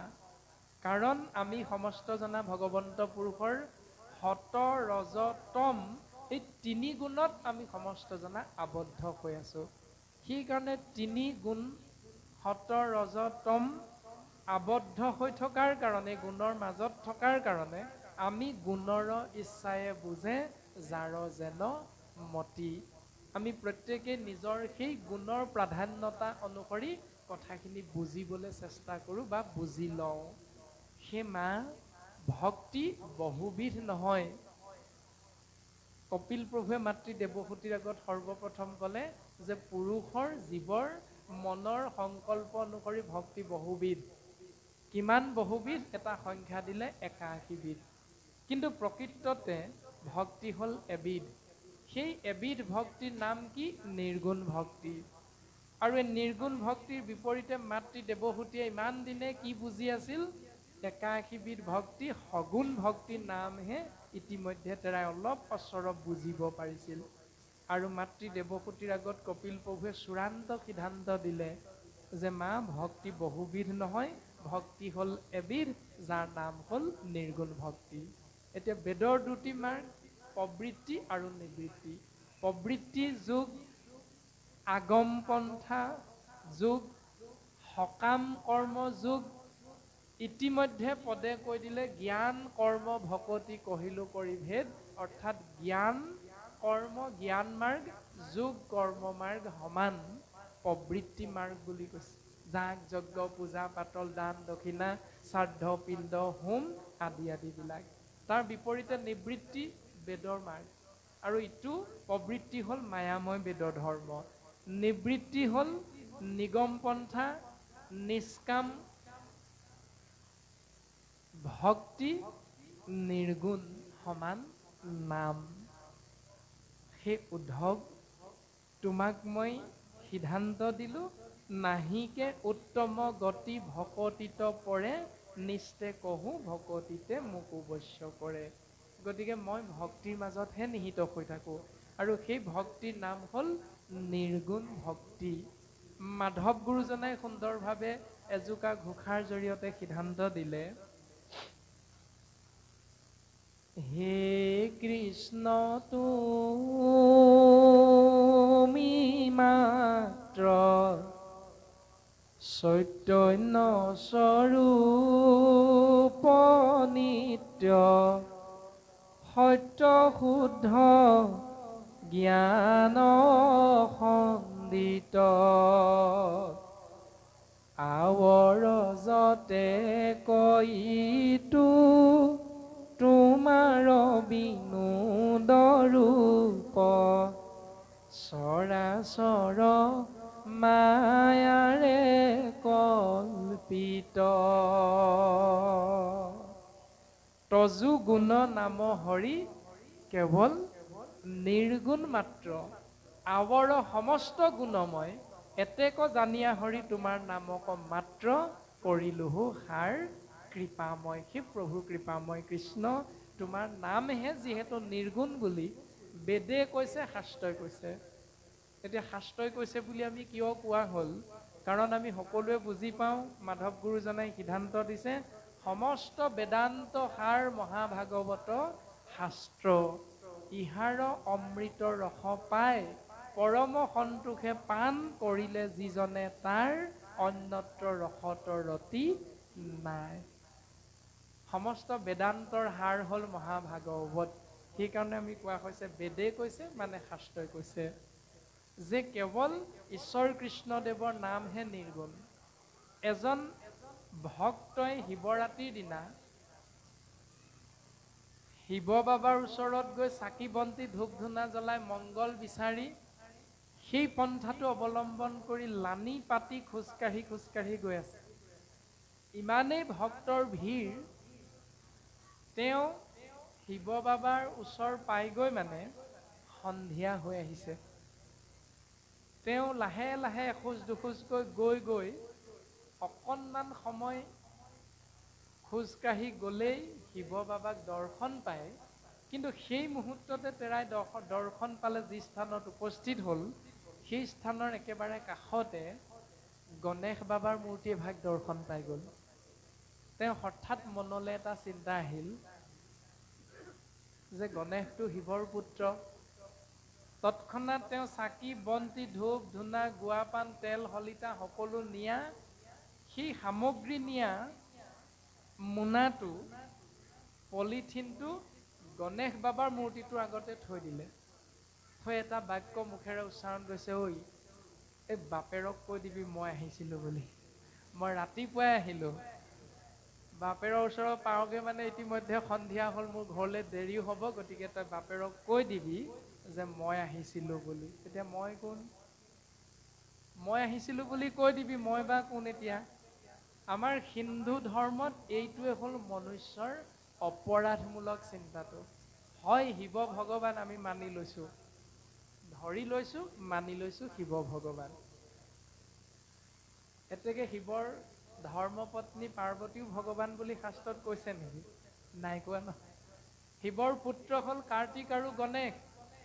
কাৰ্তিক গণেশকো ভগৱান বুলি শাস্ত্ৰই ক'ৰবাত কৈছে নেকি? তাৰমানে শিৱৰ গোটেই বংশ পৰিয়ালটোকে আপুনি মই ভগৱান কৰি পেলালোঁ। এইটো হ'ল মনুষ্যৰ অপৰাধটো। ভগৱান এজন, ভগৱান হাজাৰজন নহয়। সেই এজন ভগৱানৰ কৃষ্ণদেৱৰ যি নাম গুণজগ, গোপাল গোবিন্দ যদু নন্দন কৃষ্ণৰ চৰণে লৈলো শৰণ। ৰাম ৰঘুপতি ৰঘুনন্দন তোমাৰ চৰণে লৈলো শৰণ। ৰামৰ চৰণত শৰণ লৈলো, মানৱী জনম সামফল কৰিলো। আদি আদি ৰাম কৃষ্ণ হৰি বিষ্ণু জগত প্ৰসিদ্ধ নাম, মুকুন্দ মাধৱ যাদৱ মধুসূদন আদি আদি যিমান নাম আছে, সমস্ত নাম কেৱল এক ঈশ্বৰ কৃষ্ণদেৱৰ নাম। সেই নামত আশ্ৰয় গ্ৰহণ কৰা মানে সেই নাম হ'ল নিৰ্গুণ, আৰু সেয়াই হ'ল নিৰ্গুণ ভক্তি, যাৰ নাম আপুনি মই দিনে ৰাতিয়ে অহৰ্নিশে ভাবি ভাবি সেই পন্থাটোৰ মাজত নিজৰ জীৱন অতিবাহিত কৰি থাকিব পাৰিম। এয়া হ'ল নিৰ্গুণ ভক্তি। তাৰ পাছত আমি যদি মুখেৰে কৈ গৈছিলোঁ আৰম্ভণিতে আমি যে পুৰিও মনৰ কাম ভকতৰ সংগ সদা নুগুচুক